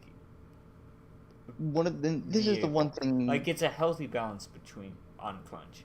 Crunch as a whole, as a concept, is not an inherently negative thing. You need a deadline, and you need to apply pressure on that deadline. That is the definition of crunch. But if you have too much of it and you do it in an unhealthy manner, that's where the workplace becomes toxic. Like, I work as a barista. The entire fucking morning is crunch. Everyone wants their morning coffee. Yeah. It's great. So, it is literally crunch time every single morning. Now, the afternoons are very slow, which gives me time for relaxation and gives me time to clean up the mess that the morning causes. That is a more healthy way of dealing with crunch, but people that work as baristas know that it can also be hell and can burn you out very quickly. It takes a particular mindset to be a barista or be a game designer, and you have to understand the situation at hand. One of the things that I do hound on, and this is one of the reasons why I struggle with, and I've learned this the hard way recently, I struggle with most gaming communities. This could be League, this could be CSGO, this could be any game that I play, because it's a really weird way of thinking about it. The developers are just as reliant on the community for feedback, and I'm not talking about you're a bad developer or this thing sucks. I literally mean true constructive feedback to make better gameplay decisions. Well, yeah. And far too little people are able to give good feedback. Right. And when we start looking at, I'll take you back to Shadowkeep. And just there's far too little people actually talking. Like, you only get like 30% of the player base that actually interact on things. Like, even on in-game like surveys or things. Like MiHoYo does in-game surveys, and they report only about 40% of the user base actually gives even the beginning of a response for their feedback surveys, and that's in-game. That's not even like going to forums or anything. Right, and you know, one of the things I'll definitely point to is how people give feedback, or even go as far as to not even give feedback, but just say blatant statements without hating themselves. And this is not supposed to be an attack on anyone per se. Like Joker and DSR gives good feedback even if it's harsh. Like right, but they're not your average consumer though. Yeah. Because as content creators, they're spending money on other products, other things to, you know, make money for themselves. So they are a different type of consumer. Yeah. What I'm referring to is your average, like a person like I don't know. I'm not gonna say me because I'm just your daily stats consumer, jokingly. Like, well, we're not average consumers. We're making a podcast about game development and the damn game. Like, we cannot consider ourselves average consumers anymore, Paige. I can. I still consider. You cannot. The average consumer does not look into matchmaking algorithms and build designs. That's the thing. They're not as engaged as we are, so they can't give accurate feedback because they only play like 2 hours, maybe a week. Right, and that's where when you have, I'll use the now deleted boot camp server as you deleted where, it? Mm-hmm. Yeah, just by that's a whole other story. But that was my little project of sorts to see would it be possible to get the less active members to actually give a damn. Well, I'll give you an example. There was a lot of intelligent people in the room, and I do mean this. You had Champ who specialized in one area, me in another, and so on and so forth. You had a very good, solid set of people who knew a lot who and wanted could have to teach. Not only wanted to teach, but could provide meaningful information to the community if we actually got together and collectively worked on things. But what ended up failing is I could give a list of reasons why this idea fails, but the primary reason, well, I mean, actually, I'll take a step back. If Champ and everyone was in the time zone, it'd probably been a lot easier, first and foremost. But what truly separates it is the ideology of Crucible, of winning, of strategy, if you will. That's where you start having differing opinions. And what makes it difficult when you have individuals, I could even be, one of these individuals. I'm just saying, people in the server, in general, me, you, whoever, could have such a strong opinion on something that it makes it very hard to communicate an idea, or even create feedback, because we're not listening to one another the way we want to be listened to, or heard, rather. Sorry. So I'll give an example. 1 second.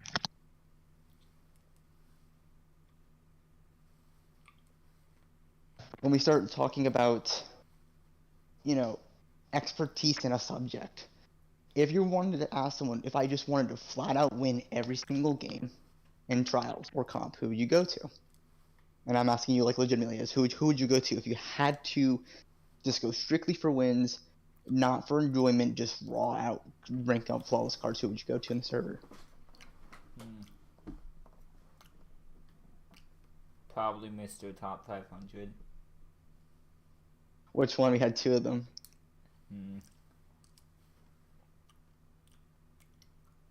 We had Hoffman, who was top 500. Wolf.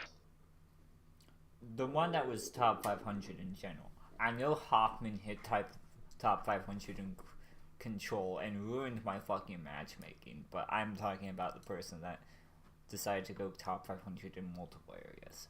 So Wolf? Yeah. Yeah, Wolf is just a different breed. I would definitely what makes, and I'll touch on Wolf like a whole other time. I'll see if he ever wants to get on here and talk about his stuff. What made Wolf very interesting is that he didn't necessarily.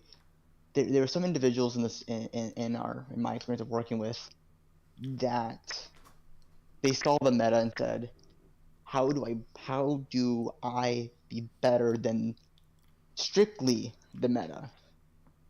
Which is one way you can look at it. Another way you can look at it is saying, how do I make the meta better?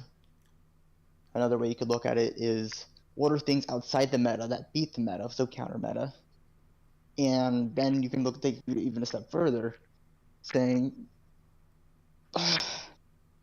how do I use sweet business and lock down zone for 15 minutes?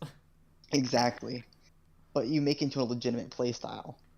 And I think the more abstract you think in the Crucible, the better your build becomes. Which is why Wolfpack was a thing. Wolfpack, yeah. It's a very abstraction system. It's so abstract that it becomes normal, if that makes sense, in my mind. Yeah.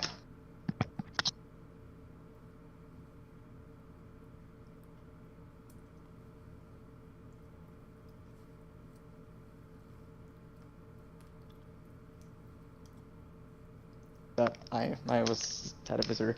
And by the way, I do like Wolfpack mentality is a perfect structure of how you can identify playstyles and build around them. I wouldn't say it's linear. It's but not it kind linear. And, like, you can move back and forth between them. Oh yeah, you can definitely combine them too. But when I'm talking about, and by the way, that is a very abstract way of looking at it. Trust me, that is like, you wouldn't think about that in a shooter, let alone Destiny 2. That's more of like a League type way of looking at things. It's very clever. But when I'm talking about abstract, I'm talking about taking individual pieces and then making them work in a way, like, I don't know, I don't know, I'll use Unrelenting, Bottom Tree Arcstrider, Demolitionist, and some other, and or Grenade Kickstarts and stuff like that. Weirdly enough, if you get low, you get your grenade back. If you get 2 kills with an Unrelenting gun within 8 seconds, your health's back up. And then you can start playing around with some other damage bonuses, but you can kind of play with this idea that I would even say if Demo and Devour. Demo and what? Devour. Yeah, you could even do that. But there's like a certain way where you can be so outlandish with your idea that it will work into a unique playstyle that, yes, will fall under. Monte Carlo with Middle Tree Dawn and Mantle Battle Harmony plus Cartesian Coordinate. You could do that, or you could do what's it called? This may seem kind of counterproductive. Trick Sleeves, Keening, Unrelenting, with Bottom Tree Arcstriders. What I'm thinking of. And then you could throw on. Wouldn't Middle Tree work better for that?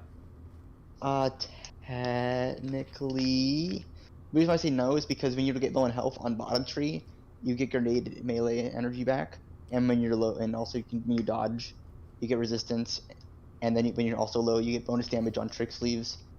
So you get bonus sidearm damage, getting 2 kills. I feel that's more of a preference like that. That is definitely more of a preference, but you can definitely turn it into a play style. Mm-hmm. That was one of my first play styles I adopted when I took a sidearm into Cruci. So I'm saying this from experience. That's how I used to think about builds. Is technically that's what I just said isn't necessarily abstract. It's not taking anything that you really want to see together. It's just it's counterproductive enough towards like why, but it still makes sense. Whereas like if you were to take Monte Carlo, and Grave Robber, that'd be pretty funny actually. You mean like the glaives that has Swashbuckler Grave Robber on it? Yes, that's exactly what I'm going for. That's stupid enough to work. I mean, Vice Origin perk isn't on kills has a chance to reload partial magazine. It's on damage. Oh wait, Vice? Yeah, the Vice Origin trait. It's on damage has a chance to reload partial magazine. I'm excited, because the thing about this, you get on damage, then subsistence, then rampage. Oh, yeah, it's so over. And I want a souped up rampage. I want just beefy numbers. If you get a Vice Scout, and then and Sweet Business, and then Void Buddy on a Lunafaction Rift. Yeah, you could do a lot of stuff with it. A Lunafaction Empowering Rift, because that way Void Buddy gives you health. I'm gonna be right back. I'm gonna say goodnight to my folks in like 1 minute. Okay.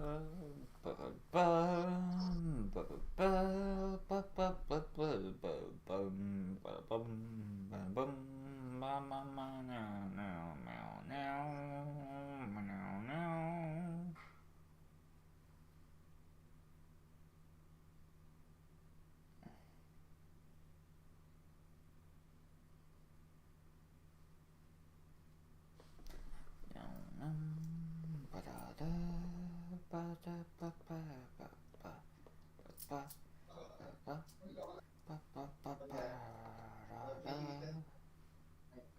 you, Ethan.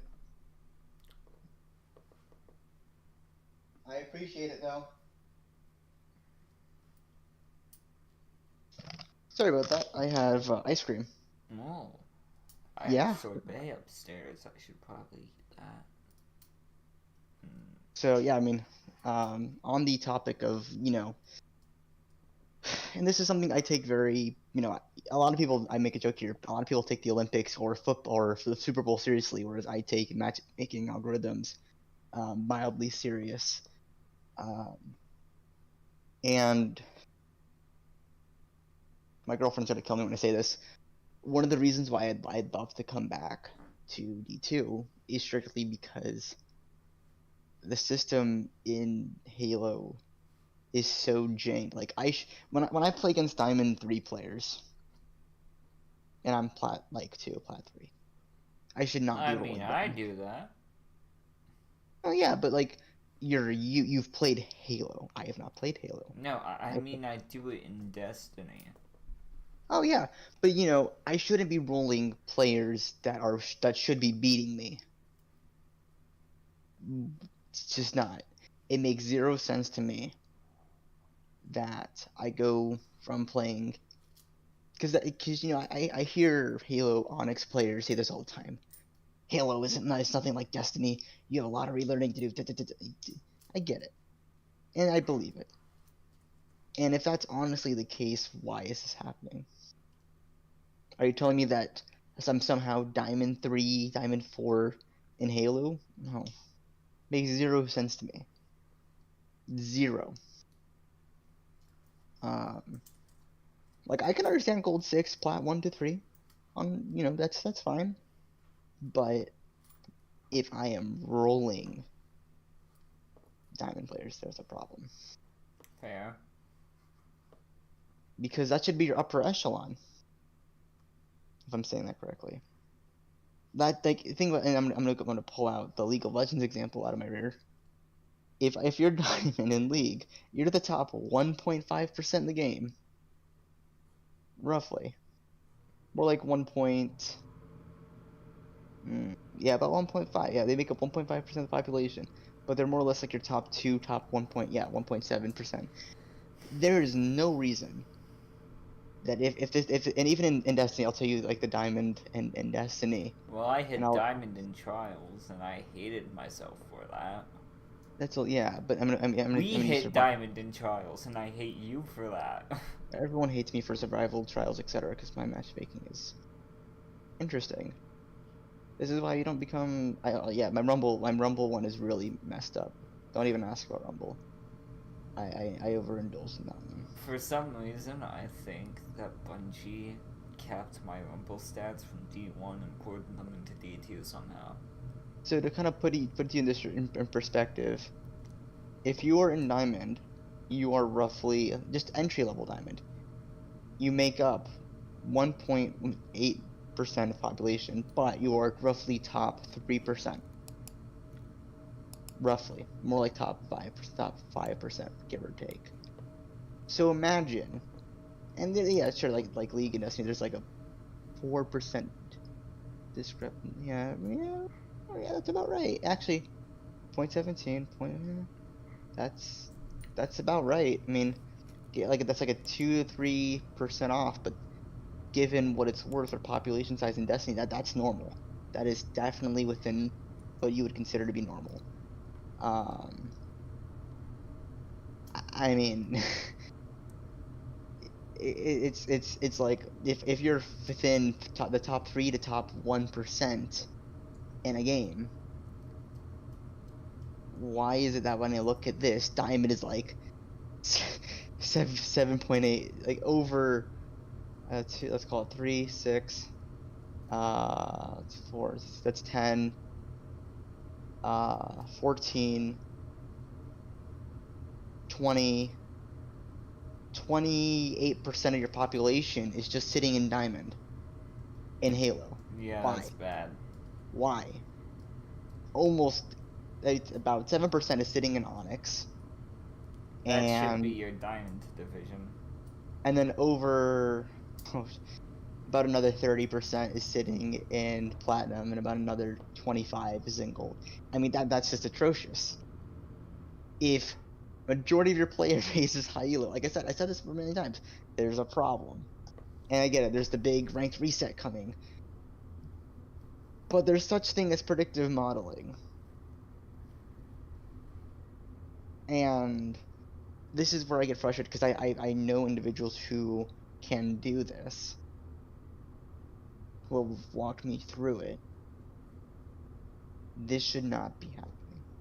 If you are going to start using a performance-based system in anything, there needs to be a clear-cut definition of what it is, what it isn't, and where it's available. I have no problem with them saying, hey, this is your rank. We're going to find people within the rank above and the rank below. And when I say rank, I mean like your platinum. We'll find people in gold and people in diamond in your social lobbies. But it does not affect your rank. It just takes it into account for who we find. However, when you're in a ranked place, that's where you see the fluctuations. I don't have a problem with matchmaking. Like, when I say matchmaking, I mean how they pair the teams up. Perfectly balanced. I mean, like, it is almost to the T. It is beautiful. I have an issue with that because that means no brain turn off time. Well, it's a ranked. It's Halo ranked. If you mean in ranked games, then yeah. Yeah. Fine. If I'm going into ranks to fucking sweat. Awkward. Yeah. And I'm going into social to not sweat. And even then, if it's a little worrisome, that, hey, maybe I want to turn off my brain. Create an alternative performance value that is based off your quick play stuff. So, like, yeah, you may have some bad games, you may have some good games, but it can kind of gauge where your brain is at. Yeah. I mean, it sounds really bizarre, but dumb idea, right? So, okay, we have your social, we have your ranked. We have your return to monkey status, and we have your galaxy brain status. Exactly. Well, I'm not saying that's perfect. It's actually really dumb, because there's so many ways you can abuse it, but... Yeah. That the system could be right for, like, smurfing or elo tanking or things like that, but...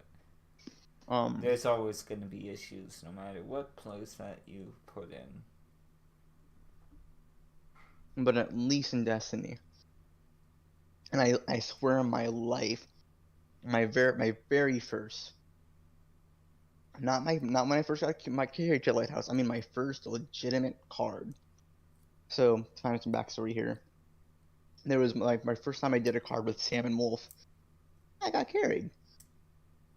And then the next week I did, I knew what to expect.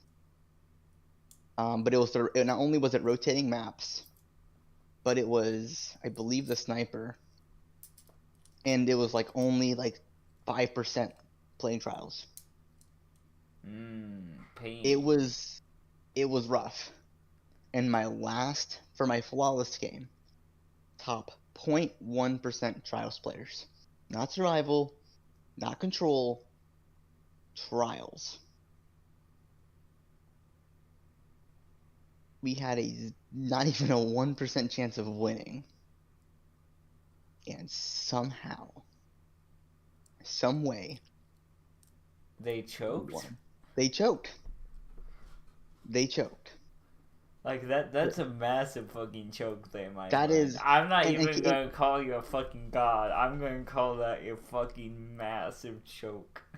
Like, there was one play we made, right? So, Sam goes down, right? Wolf's holding them off. So I go on the backside of this one pillar on altar. I throw down my glacier. Of course, I'm using stasis, but I don't use it for shatter, just to get revives. Stasis user. It was literally just to get revives, bro.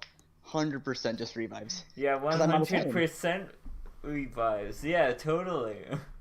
There was the card I did with you no shadow dives. There was no shatter dives. I refused to shatter dive. My integrity said do not shatter dive. Do I need to pull up my live streams of us going flawless? Oh yeah, no. That was with you. This was before we did cards. Okay. I had integrity back then. In the short time from Beyond Light to that.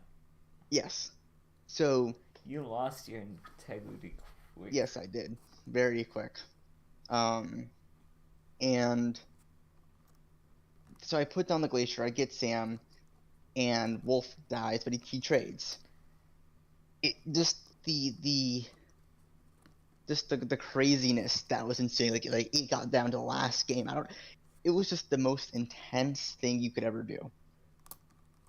But when you go against a top 1% team, you know you're either A, ready for it, because like there was another team, I'll use a comp for an example.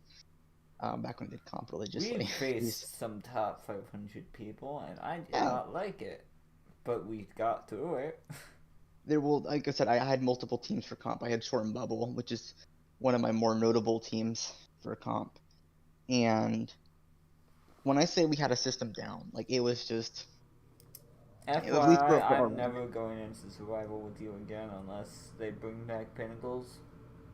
No one wants to go into survival with Pidge. I get it. No one likes it. My dude, I played solo survival for nearly 2 years. And playing survival with you for 3 months fucking ruined my elo. Well, not my elo, it ruined my MMR. Because those are 2 very different things. Apparently, I guess that's a running joke. You play with me once, and apparently you only get good players. Don't know. It doesn't make sense because. You attract sweats like a fucking magnet. Yeah, but here's the thing: you gain a lot of progress out of it. Well, I don't want elo progress. I want the damn guns. Yes, but skill. If I wanted to try, I don't chase guns. I would smack your ass so hard. Everyone says that. I have had people say that millions of times. Pitch, do you want to go into the fucking 1v1 right now? I don't have Destiny installed. Okay. I don't even have. I mean, technically I have Halo installed, but it's. Do you want to go into Splitgate? Because no, I'll smack your ass in there as well. It's 1040. Jesus. Fine. All I'm saying is that we'll talk about our potential game someday later, but I mean, you have me until I finish my ice cream. So, yeah. Point is, it's not even like a competition, but you know, one of the things I look at, especially when I select teams, is why are we, playing together? So, for example, Sam, Wolf, myself. I play for fun and guns. Just go to flawless to develop communication, to actually go and get some grit and get some dirt on hands. Fortune and glory, my friend. Fortune and glory.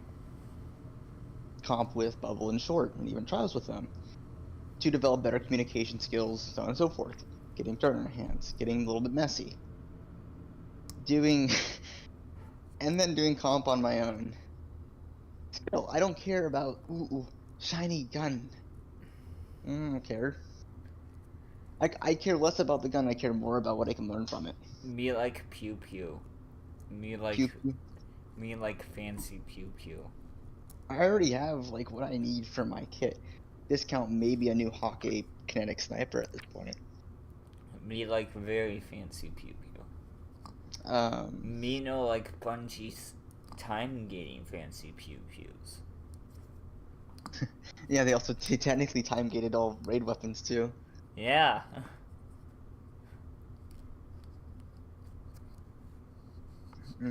What a fun thing. Me like being able to craft fancy pew pews, but me no buy Witch Queen yet until I see it's good. Hmm.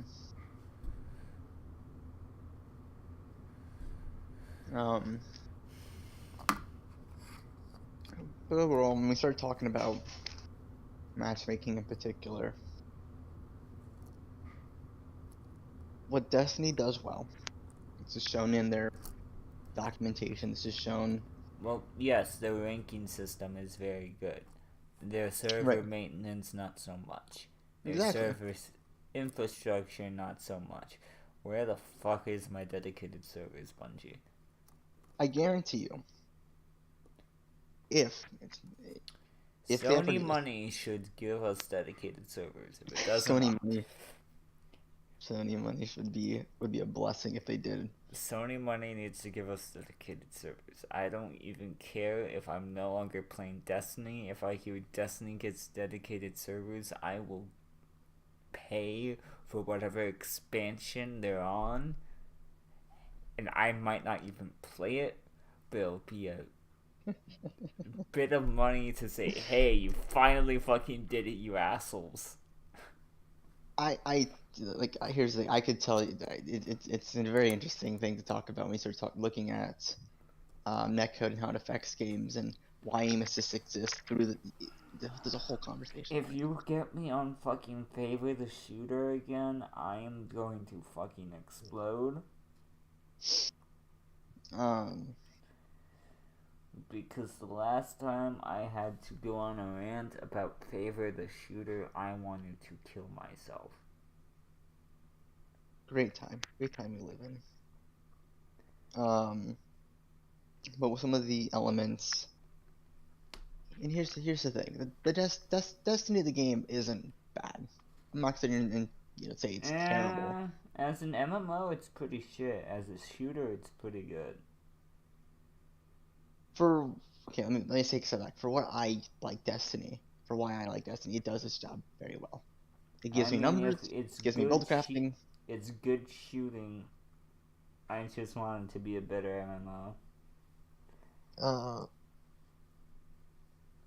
It has the elements. What really drives me insane. It has the elements and it has the potential, which is why I'm annoyed by it. What drives me insane is the community. And actually, I think that would be a great time to talk about. I don't give two shits about the community. I've played fucking WoW for so long. I've forgotten. My soul has gotten dulled to rock hard status by the number of fucking toxicity in most MMO chats. And I played League. I played toxic games, and one of the things I really play fucking League. Mm-hmm. You have no right to talk about toxicity. Oh yeah, no, I'm not saying that they are better games. I'm just saying, you would expect more out of something that wasn't League, but really? It's bad. Yes, you would expect something better out of the community that was founded by a company with intense old versus new guard issues, sexual harassment issues. I'm just talking about player community. Yeah. The devs inform the content creators' cultures. The content creator culture informs the player culture. The player culture is thus a reflection of the general idea of what's going on. So if the dev is toxic, the content creators are toxic, and thus the general community is toxic. I'll use an example. Cool guy in Fallout plays. There are exceptions to the rule, my good friend. Right, but hear me out. They share information about Destiny that breaks down the principles of why something behaves the way it does. The individuals listen, and some of them will take it like, oh, now I know. Some individuals will then say, Bungie be stupid, and just shrug it off. I mean, and then there I sometimes go, hey, Bungie be stupid and shrug it off, because Sometimes it really is Bungie. Oh yeah, I mean 100%. But then there's other individuals who take it a step further, and that's where it's hard for me to want to help a community, whether it be doing a podcast, sharing information, doing research, when the information I use is, or not necessarily I show, is used in a means to bash a developer, mock myself, or put down others. That is not why I provide information. My information that I gather is strictly, I would strictly like it to be used in a sense for constructive feedback. I mean, yes, there are sometimes mockery is the best way to get yourself heard, but I understand what you mean. I will gladly mock developers if they're being silly little shits. But definitely better ways to go about getting your opinion heard than mocking. I mean, yes, there are better ways to get your constructive criticism heard, but sometimes you need to take the piss on the people that are being fucking idiots. Sometimes you need to call a spade and then tell them, hey, now that you know that you're being stupid, here's my idea of fixing it. They might not initially like you for that, but it's a good way to get yourself known.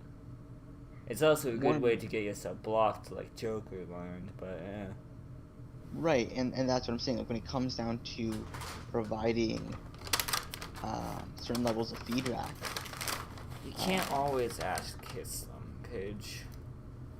It's not necessarily ass kissing. It's being professional. Like for example, when I went into my first pseudo interview, if you will, I didn't necessarily get my ass ripped. It was a very like question one. Have you had any training?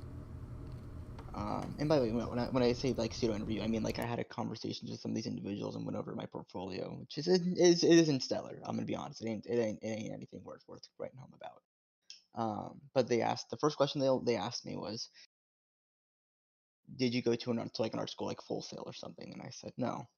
And they were very blunt, saying, okay, good, because if you were, couldn't take you, yada yada yada. And they gave you the reasons why, and so on and so forth. And that's because it wasn't a real interview; it was like a conversation. And the reason why I bring this up is that they were being professional about not only my work, but the things that could be better.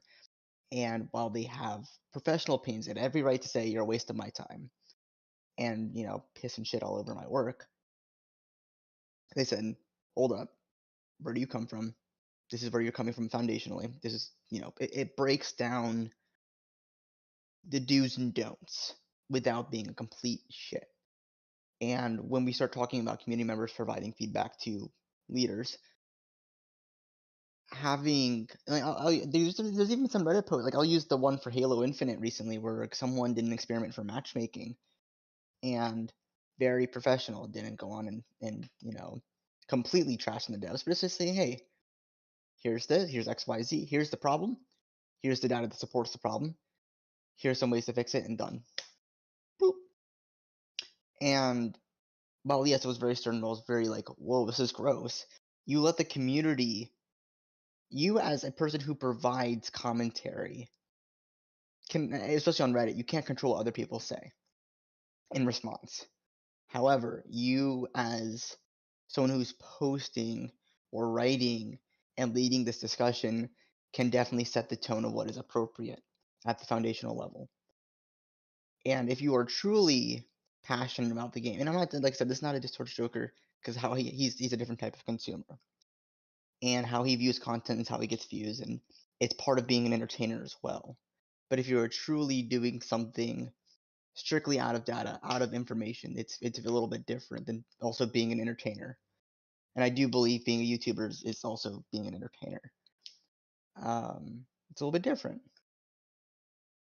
And Joker also recognizes this as well because he has the "but Joker" meme, and I absolutely love it.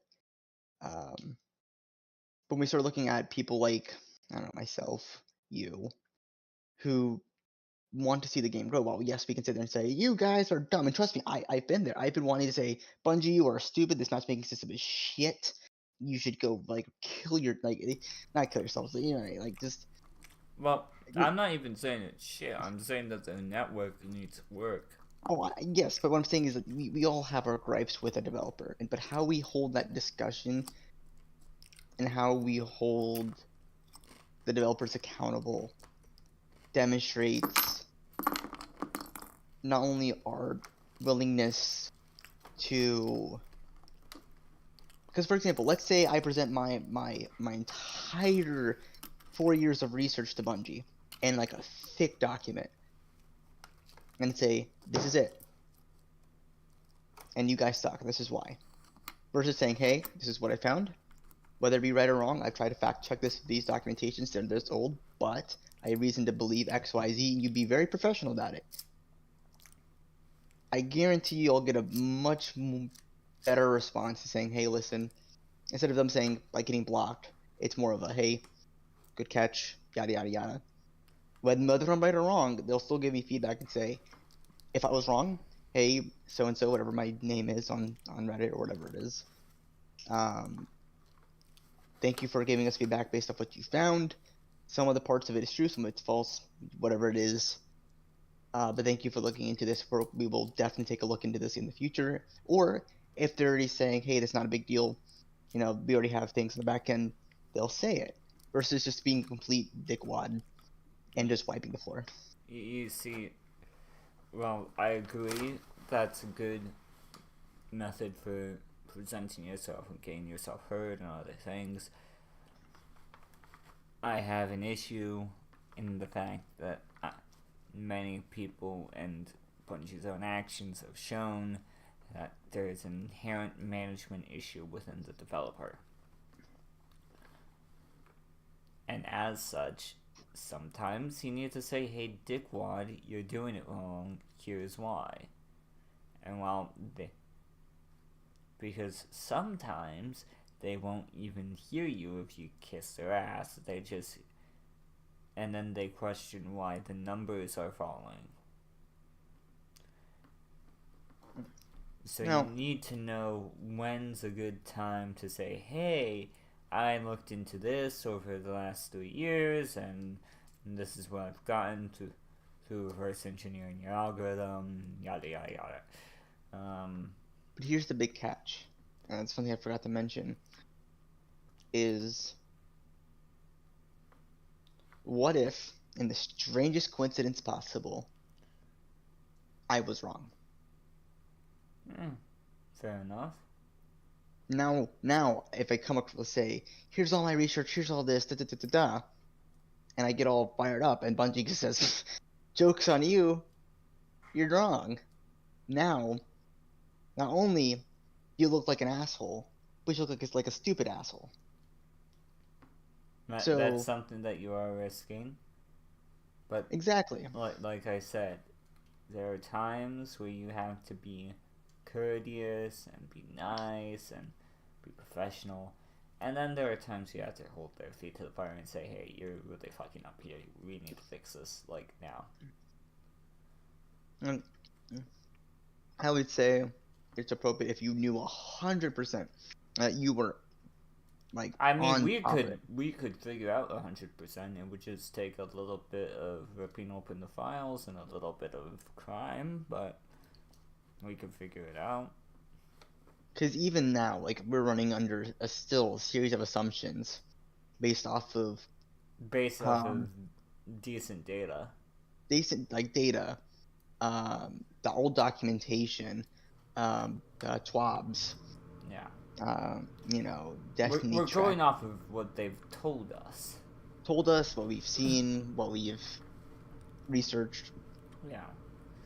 But, and we could 100% confirm it if we went full data miner.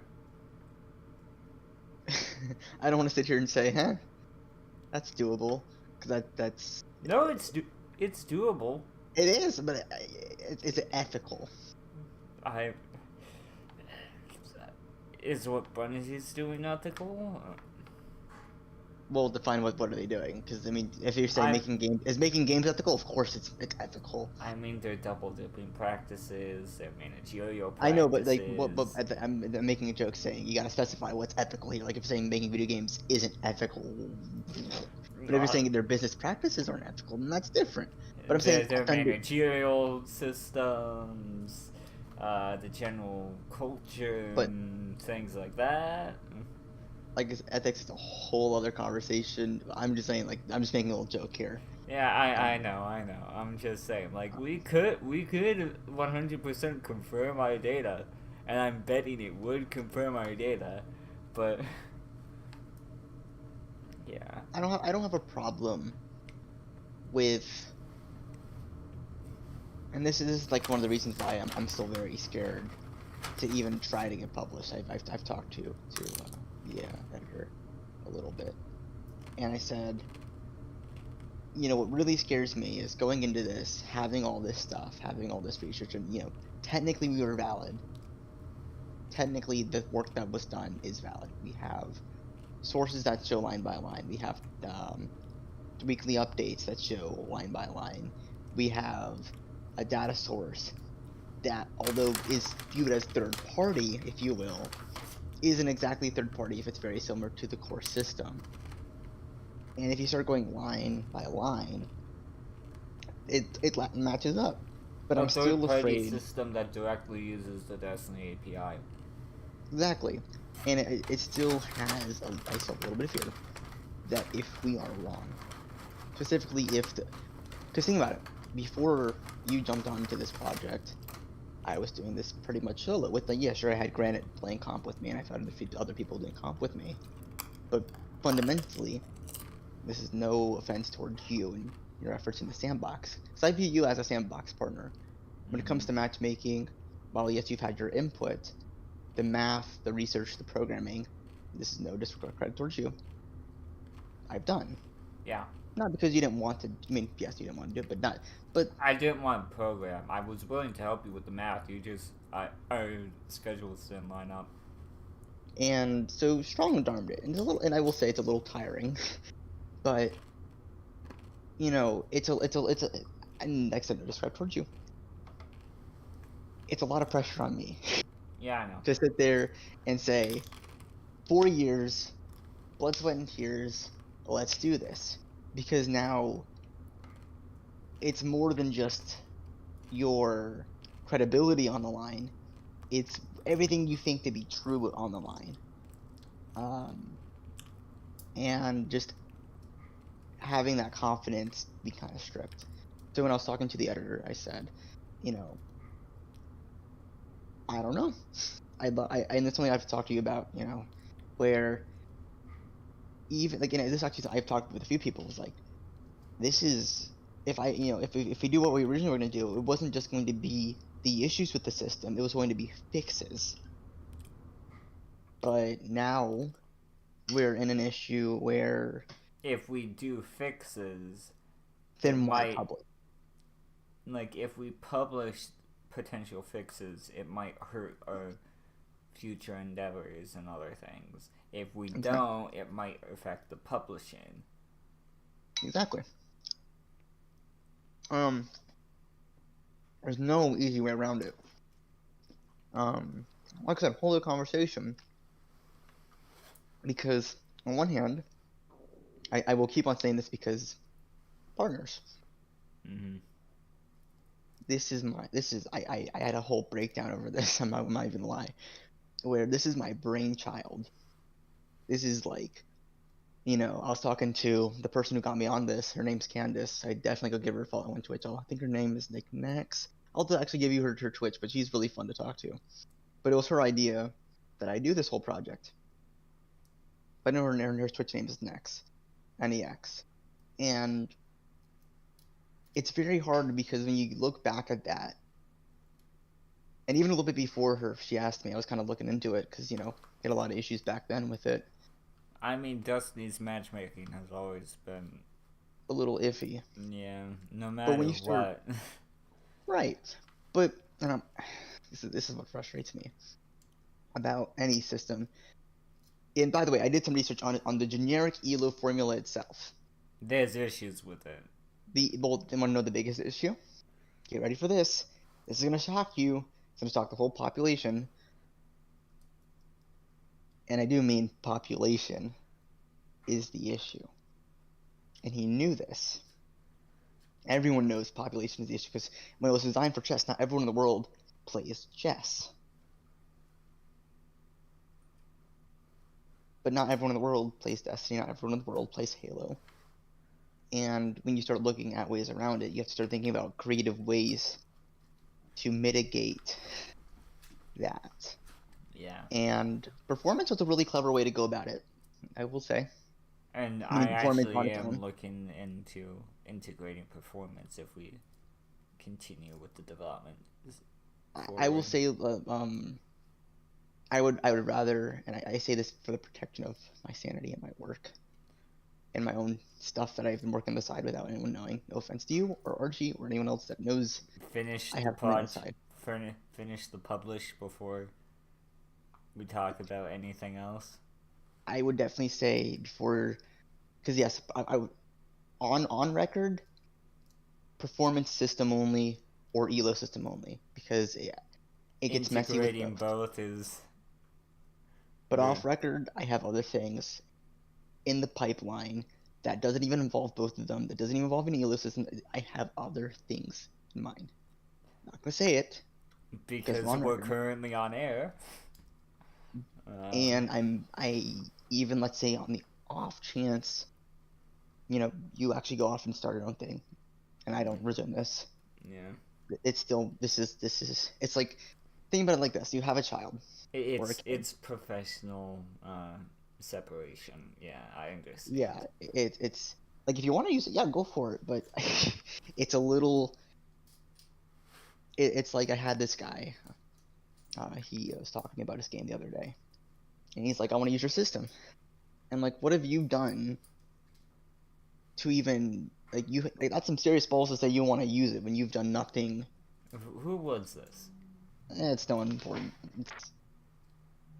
But that's what I'm getting at. Like there's a certain, and that's like a whole other thing, right? Like how are you going to pay me to, like, that's really the question that you should have asked. Like, how much do you want this for? And another thing is because when you start talking about systems, every time you create a matchmaking algorithm, it needs to be customized. It can, well, for example, the system that, let's say you and I made a system, it needs to be modular. Because think about this, there's actually Faceit is technically a modular system. It fits for any game. Faceit is designed for scrims, and when I first went about this, I wanted to compete against Faceit, strictly Faceit, because I did not agree with a lot of the things Faceit was doing. That's besides the point. But when we start looking at why it works, it's strict ELO system, which is fine. But what factors are they using? Why are they using them? And and sometimes how can you those make factors aren't integral to the game at hand. Right, and sometimes you need to reevaluate the situation that you're in during development and say, okay, we were this, now we're this. We need to pivot. But even then, like, obviously you're aware of provisionals, you're aware of of course you're aware of provisionals. The provisional phase is the most important phase of ELO. Yeah. Because that's your baseline. And when that thing is set, you need to be you need to be pretty damn confident it's right. Right. You're generally within a 5% confidence that you are absolutely correct.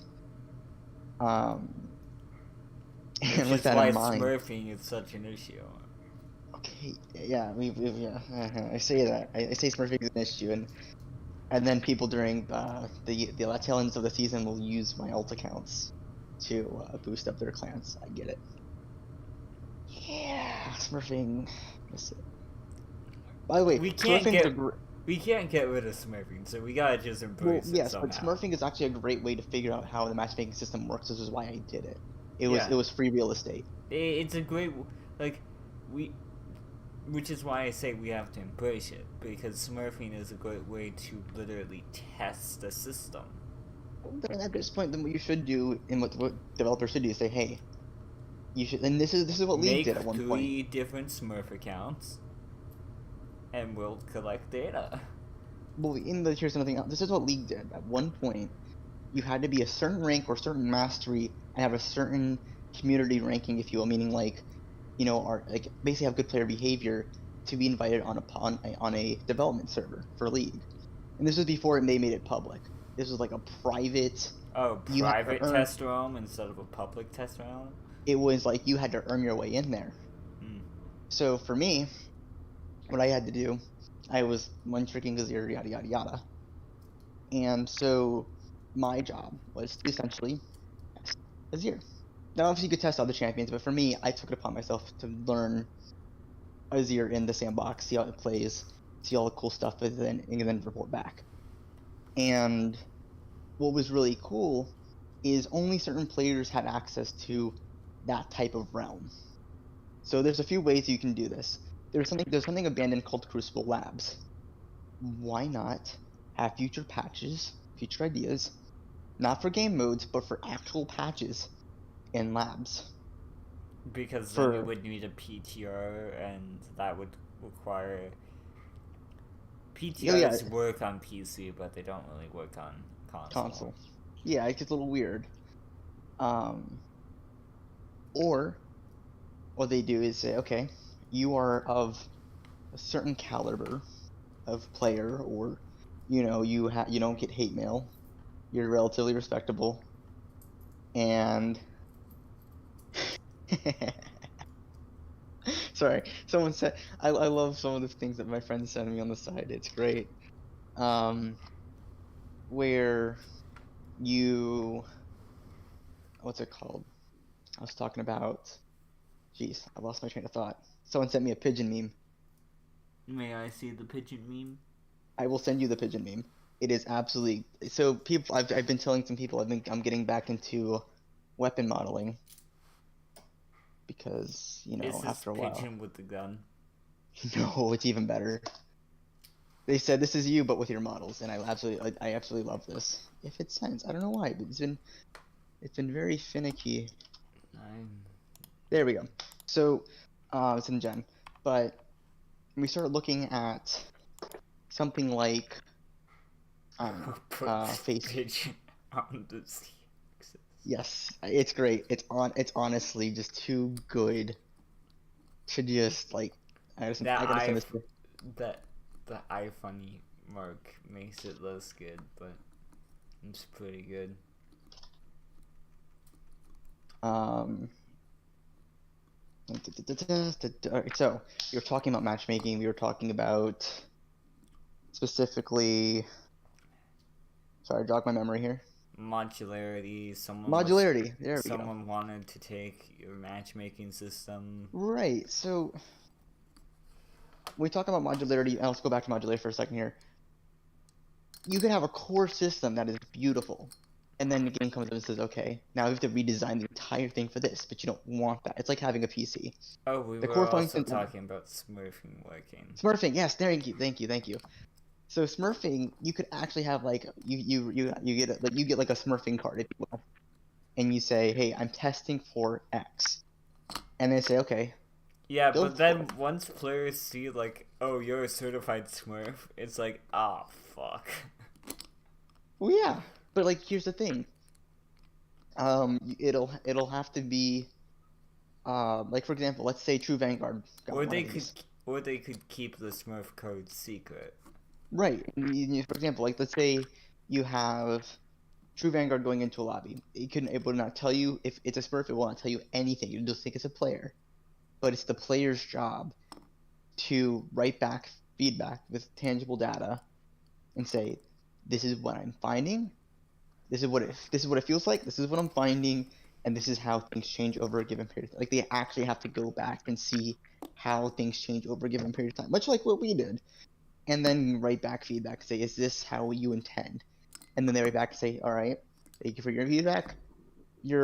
This account, you can continue to level up in PvE, but until further notice, don't do anything within PvP. Or they can literally suspend you on that account privately on PvP. Yeah. So you can still level it up. You can still do raids. You can do cool things. Well, it could just be a burner account that Bungie provides you. Oh, that's even better. That can be even better. They give you the weapons and armor you need.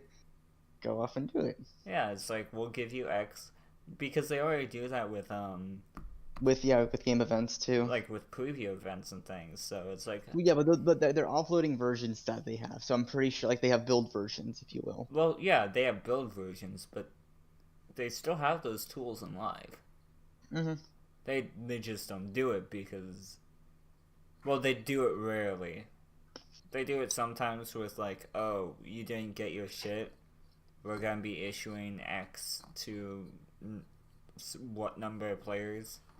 Or even better, like universally changing, what was it? Slide shot, sorry, a quick draw to surplus on all on the shotguns. Yeah. Yeah. So they do have the tools for that. So they can't make a burner account on live and say, hey, we've given you X guns, test them at this elo, and see how they're working. Or test how elo rises from silver to diamond. And see if it's meeting our parameters. That's something that they could definitely look into. I agree with that. Like that is something, and that does require a lot of community interaction. But even then, they give so many players. Yeah, but that would build PR as well, because community interaction builds PR. Because you're actually talking to the damn community instead of hiding behind your QA testers and community managers. It could even be like they get some low end players too, and I mean the low end politely. Say, hey, we want you guys to mess with these types of settings, but you can start to figure out saying what works and what doesn't work. But I'm pretty sure they think about it like this: they claim they have 20 million players. How many are active? We don't know.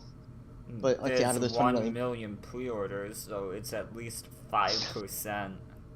Yeah, which exactly. is kind of bad, but like when they say we have 20 million registered users, but only 1 million have pre-ordered the newest expansion. That's 1 million still isn't bad. I mean, I'm not sitting. That's a 95% player fall-off pitch. I mean, yes, but we're talking about like, for example, how many of at least 4 to 5 of them are my Smurfs. And then I know one guy, his name, I'm not saying his name.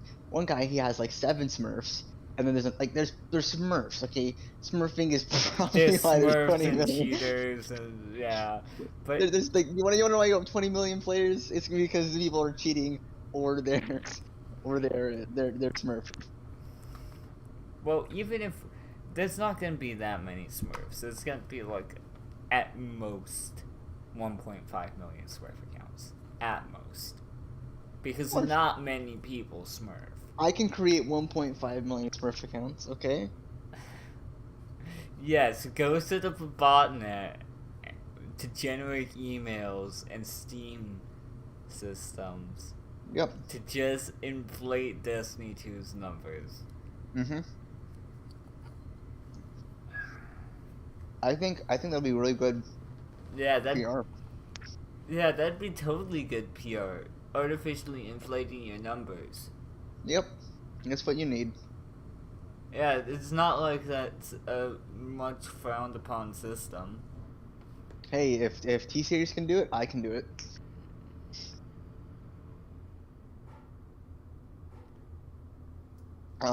Jokes aside. Talking about Smurfs, right? Yes, official Smurfs. Yeah. Give them a little burner. Go have fun. Get results. Done. Rinse and repeat. And don't include those burners in your player accounts. Yeah, definitely don't. Sorry, I'm messing with the suspension on my Ferrari. It's my Lego Ferrari, not my actual Ferrari. I don't have an actual Ferrari. If I did, I wouldn't be playing Destiny 2. If I had Ferrari money, I wouldn't be trying to make a game. Or you could just hire people to make games for you. Yes, that's what I mean. I wouldn't be trying to make a game on my own. Well, not on my own. I got you and a few others, so. Yeah. You know what I mean. Oh yeah, no, I understand. One of the last things I'll kind of briefly touch on is, well, I mean, obviously we've said this a few times. We're working on a game.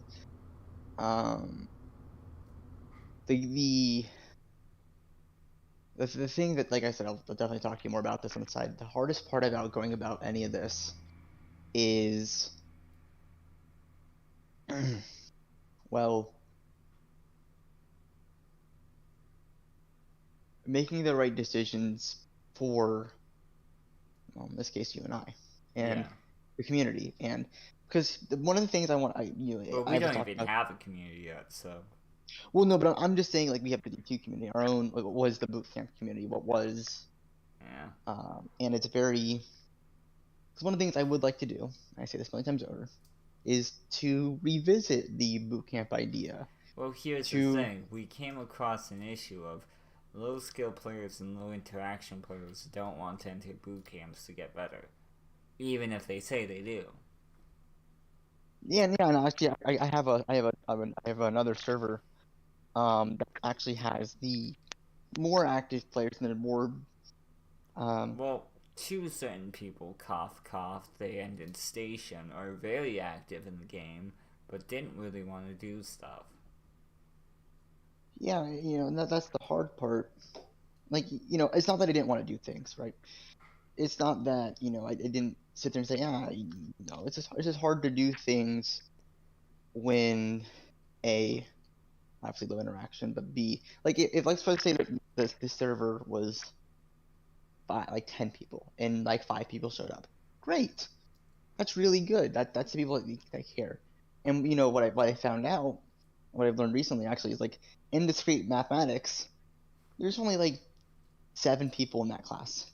Yeah, discrete is a pretty niche section of mathematics. I love it because it's very practical. Right, but there's a reason why I bring this up, is that when you start teaching things like Crucible, it's oddly very niche. Yeah. And a bunch of people play it, but a lot of people don't want to learn it. Exactly. So like a lot of people want to learn how to. Like a lot of people are affected by discrete mathematics, truck drivers, but not a lot of people want to learn it. That is very true. I mean, in terms of like the practical uses and the affected, Yeah. And I bring it up because Crucible is very much like discrete mathematics in a way that there's a wide variety of applications to, and it's funny because there's think technically a meta in discrete math as well, but I mean, yes, there is, but there's a standard form. Like, for example, your truth tables, P, Q, like all your base variables. You have you have like specific permutations that you always keep on hand. You keep, Right. There's a bunch of standard forms you need to know, and then from there you get the crazy stuff like proofs, like circuits. Hey, I like circuits and paths. Oh, no, I'm not dumb. I'm a big fan of Hamiltonian paths, my friend. So, like I said, I'm not dissing. I'm just simply saying, when you start fostering communities over getting better at Crucible, there's 2 types of people. There's those who legitimately like the game and want to grow, and then there's those who want to find an excuse to complain. 9 out of 10 times, it's the complainer. It's the complain, and that's why I stopped. Yeah. That is like the 100% reason. And like that's the exact opposite of person that we want. Right. And when you have people, like, what really brought me back into it was, and I'm actually gonna name them because they're really good people, and I'd tell anyone to play with these guys if they ever could. Prophet, Champ, Basil, I think he went by Hesperian Co. in the server, but point is, when you have those types of people saying... There's also Hoffman. Hoffman. Yeah, Hoffman. Well, Hoffman's just a different breed. Hoffman doesn't need me. Hoffman's just... Hoffman's just Hoffman. He's just an A10 warthog with a sweet business. Yes, but he is definitely a different breed. That is another cool... I have stories with Hoffman that just are unbelievable. So Hoffman, Tundra, and I, in my first semester of college, when I was trying to get data, like updated data for my very first essay, my first passing on the matchmaking report, we did survival, and for an entire 2 nights, no losses were ever counted. And I mean, like, we weren't like playing 3 or 4 games a night. I mean, we were playing 9 games a night. That's kind of bad for data. Oh, it was great for us. We were feeling great. Well, it must have felt great for you, but that was really bad for data. Well, actually, what it showed, you're not gonna believe it. It wasn't that they were bad players. We were just a really well-oiled machine. Well, yeah, that's what I meant. It's bad for data because you couldn't record losses. Did you try to throw at some point? I think we did, but it didn't matter. Because one of us would just pop off anyways, i.e. Hoffman. Like, so here's how it worked. Right? We had go Burr? No, he didn't even use Sweet Business. At the time, I was using this, and I'll tell you how old this is. I was using Ace of Spades. That's how old this is. Tundra was using Merciless and Knucklehead Radar. And Hoffman, at the time, I believe, was still using Mountaintop Recluse. Okay. You can't say he wasn't using Sweet Business and then he puts on the fucking Mountaintop. Oh, it was great. Now he did. That's switching the A10 Warthog for an Apache helicopter. It was great. You're not changing anything. They're both aerial assault siege weapons. I mean, yes. One of them just has a grenade launcher. The other one just has a burr gun. And by the way, this is the nerfed Recluse, nerfed Mountaintop, so it wasn't like he was doing anything special. It was just comfort for him. Yeah, I know. I know. Yeah. You know, that's a whole other factor, like team synergy. Like, for example, you, Short, and I in Halo Infinite. That's synergy. It's not high-skilled synergy, but it's enough to get us up to where we need to be.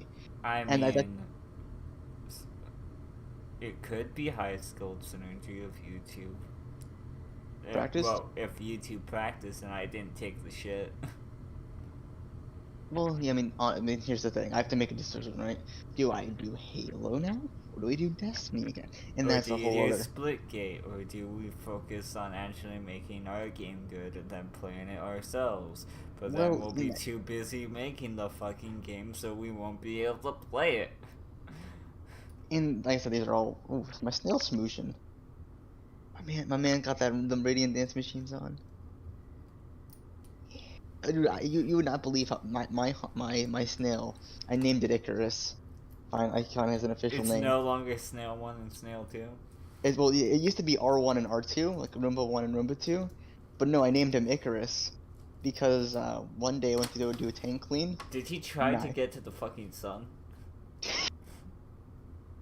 He literally almost came out of the tank. He literally lifted his like little snoot over the freaking tank. I'm like, no, we're not having this today. And it wasn't just his snoot. He like had this little tendril that came out over the tank. Like, no, we ain't doing this today, Chris. So he now has an official name. So he's aged pretty well. Yeah. Randy's aged well, but long story short, like that's 3 of Icarus now. Okay. But we start looking at. So, you know. So, are we doing Halo? Are we doing Split Date? Are we doing Destiny? Are we going to kill ourselves? And I don't think we're ready for development. I'm going to be blunt. Well, I don't think we're ready for development either. We have to have, like, idea boards and shit like that. We can't just hop into things. And another thing is, we still have to have concrete decisions being made. We still need... I still need to get through college. Yeah. So I don't... It's not like... Don't get me wrong. I would love to sit here and make a game. I have enough time to tweet... Because it gets even more crazy. Guess what's coming up is... Valentine's Day. So, guess what I have to do? Oh, Brand, you're in a relationship. I'm glad... I know Valentine's Day is coming up. Thank you very much. I serve heart-shaped donuts, and it's kind of annoying seeing them. Right, but it gets even worse. I'm not saying this. I'm saying this on stream as a joke. I don't even have her gift ready yet, and I've had it. Excuse me? I don't. Yeah. Excuse me? So you know that sniper I sent you that I'm working on? Yeah, that's not for Destiny. That's actually hers. That's what I've been procrastinating on for about a good month or so. You're an absolute dumbass. I have. You shouldn't be here talking with me. Oh yeah, I was gonna model. I'm like, yeah, I'll just do the. You know, we haven't. I'm like, so I have. Okay, Not. I'm gonna let you off. Oh, no, I'm not gonna go. be an accessory to your fucking stupidity. I mean, I will not be an accessory. I will not join the suicide pact. It's not due on Valentine's Day. It's just something I want to incorporate with her Valentine's Day gift. Yes, Pitch, but I will not join the suicide pact. Well, at least I have that on recording. Yeah. But I will say, like, have you seen? You've seen the old fusion concepts too, right? Like, I think I showed you most of the old concept I've had. Yeah. I know you said you like Ever Descending. Yeah, that one could be a good like SMG auto mix. Yeah, it was gonna have like some kind of multi-fire mechanic, but we don't talk about it. I mean, it looks. Why do you think I said SMG auto? It's based off of. I was thinking select fire system. Yep. The other one, the sniper, was gonna be. I made a joke with my girlfriend, and she's writing her own sci-fi story because she's been working on it for a while. And I said, you know what? So Ness and I have... All of us have our own sci-fi stories that we've been working on. And I did ask her, hey, listen, if I needed to borrow your mind for a bit for what we're working on, could I? Yeah, you know, maybe. Okay, so we all have sci-fi stories. Yep, and they all involve artificial intelligence to some extent, or to some weird extent, aliens, or some future technology that takes over the world, or if they call it gets crazy. But it's the standard tropes that we all have. But mine's more H.P. Lovecraft than anything. But H.P. Lovecraft meets Neon Genesis Evangelion. Ness might know that. Not bad. But she has this character who ends up going into the future through cryostasis or I said cryosthesia, but basically she goes into cryosleep and she comes back up and she's being asked to help in the future. And I'm like, wait a minute. Wouldn't her partner be smart enough to think about that? Because he knows she's going into cryostasis, cryosleep, and he knows everything about her shooting behaviors, what she likes, what she doesn't like, you know, the whole 9 yards. So what if he was big brain enough to design an arsenal just for her that they have to store for her, knowing that she's there in just cryostasis? And that's the gun that I showed you was that gun. Not aiming for the, but it's part of it. And it was also designed with the intent, knowing who else, you know, if I made a game out of this or a game with a sniper, who would be using. And originally it was going to be part of, because Warden gave me the idea, or threw this at me. It's like, Evan, sorry, Pidge. Knowing your background with exotic weapons and weapons in Destiny in general, if you had to create a foundry, what would you call it, and what type of weapons would you manufacture? So I stole my quote-unquote own name, if you will, from a story I wrote and called the foundry Solai. So there's Chevrolet, and then there's Cadillac. Cadillac's the upper branch of Chevrolet. This would be the upper branch of Suros. And it was going to be taking consistency to a whole new level. So right now, the foundry perk for Suros is reloading, you know, gives you reduced flinch, and I think increased accuracy or something like that. So this was gonna say, you use part of your super, or your grenade energy or whatever it is, to get more accuracy. But it's not like opening jump. I mean, it's a nice chunk because you're using part of your super, or your grenade energy or whatever it is. But you use your whole super, and I'm talking like you're gonna one-shot body shot a super with this. It doesn't matter. It has like this. Basically, you're consuming it into one bullet, massive accuracy, massive amounts of damage, and you're pumping it into a super. Killer Queen. And it seems busted, but you're using an exotic slot. You're using your super. Guaranteed to blow your mind anytime. You basically, it gives Zen you a shut Meteor. control. Yes, it's basically Zen Meteor, but it's better in a way. The cost is high, but you're using, like, let's say, like, there's a golden gun, and it's clutch up time. It's if like, you know it's a golden gun, you know it's got no DR, so why the hell are you wasting it? Okay, maybe that's a poor example. Chaos Reach. How about a behemoth? A pre-nerf behemoth. If it's a pre-nerf behemoth, you're taking it down. Like, it's just not gonna. It's going to die. It's going to have. Like, I want this bullet to go through like a ward of dawn, because you're using your super. You're using your end. Like, you are putting everything into this one bullet. It better be good. One bullet, but you're using your super. You're getting this accuracy bonus. I don't care what. I just want it to be strong enough to take something out. I want it to be like, not necessarily a win card, but it's turning the tides even. And it seems stupid, but like a normal kill, like a kill just gives a normal accuracy bonus. Using your grenade or an ability gives an accuracy bonus, which means it feeds into the constants of accuracy. So kind of like killing wind, but mostly focusing on like giving it opening shot after every kill. Channeling your super does the big boy stuff. So I think something like that is just, that definitely feeds more into the theme of consistency. So yeah, that was my little idea for that weapon. Ever Descending would have had like, it would have probably been like some kind of legendary. But it could easily be an exotic.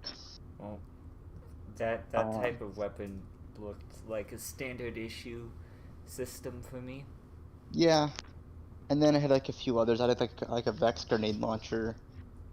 I had a Viced looking fusion that I never really used. Kind of in rough concept. Oh yeah, I asked for a Vice fusion once. Yeah, I have. I've never finished it. It's just in my sketchbook in the unfinished section. Like, I could seriously just make that offhand. Because, like, I have an entire arsenal. Like, I have a sniper, I have a grenade launcher, I have an auto rifle, I have a fusion rifle, I have a linear fusion rifle, which, as you know, is Arakoth. Sorry, Aggers, which is now also, Lawrence. Cryesthesia. You gotta love it. You gotta love it. You hate to see it. So yeah, I know I have plenty of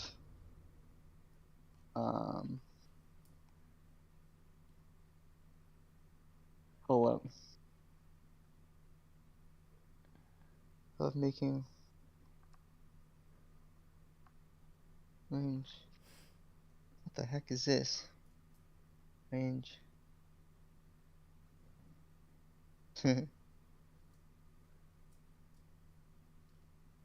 That's interesting. That is very interesting. I had a lot of old stuff in here that was really cool. I'm just looking at some old notes. Point of the matter is I have stuff to use, and I think that's really it. I mean, like I said, I'll definitely make some drafts for you to use, or for anyone really to use. I mean, these things are like, the only ones I will say is not going to be in our game is going to be the sniper, because that is not necessarily anyone's but my own. It's just fun to kind of show off.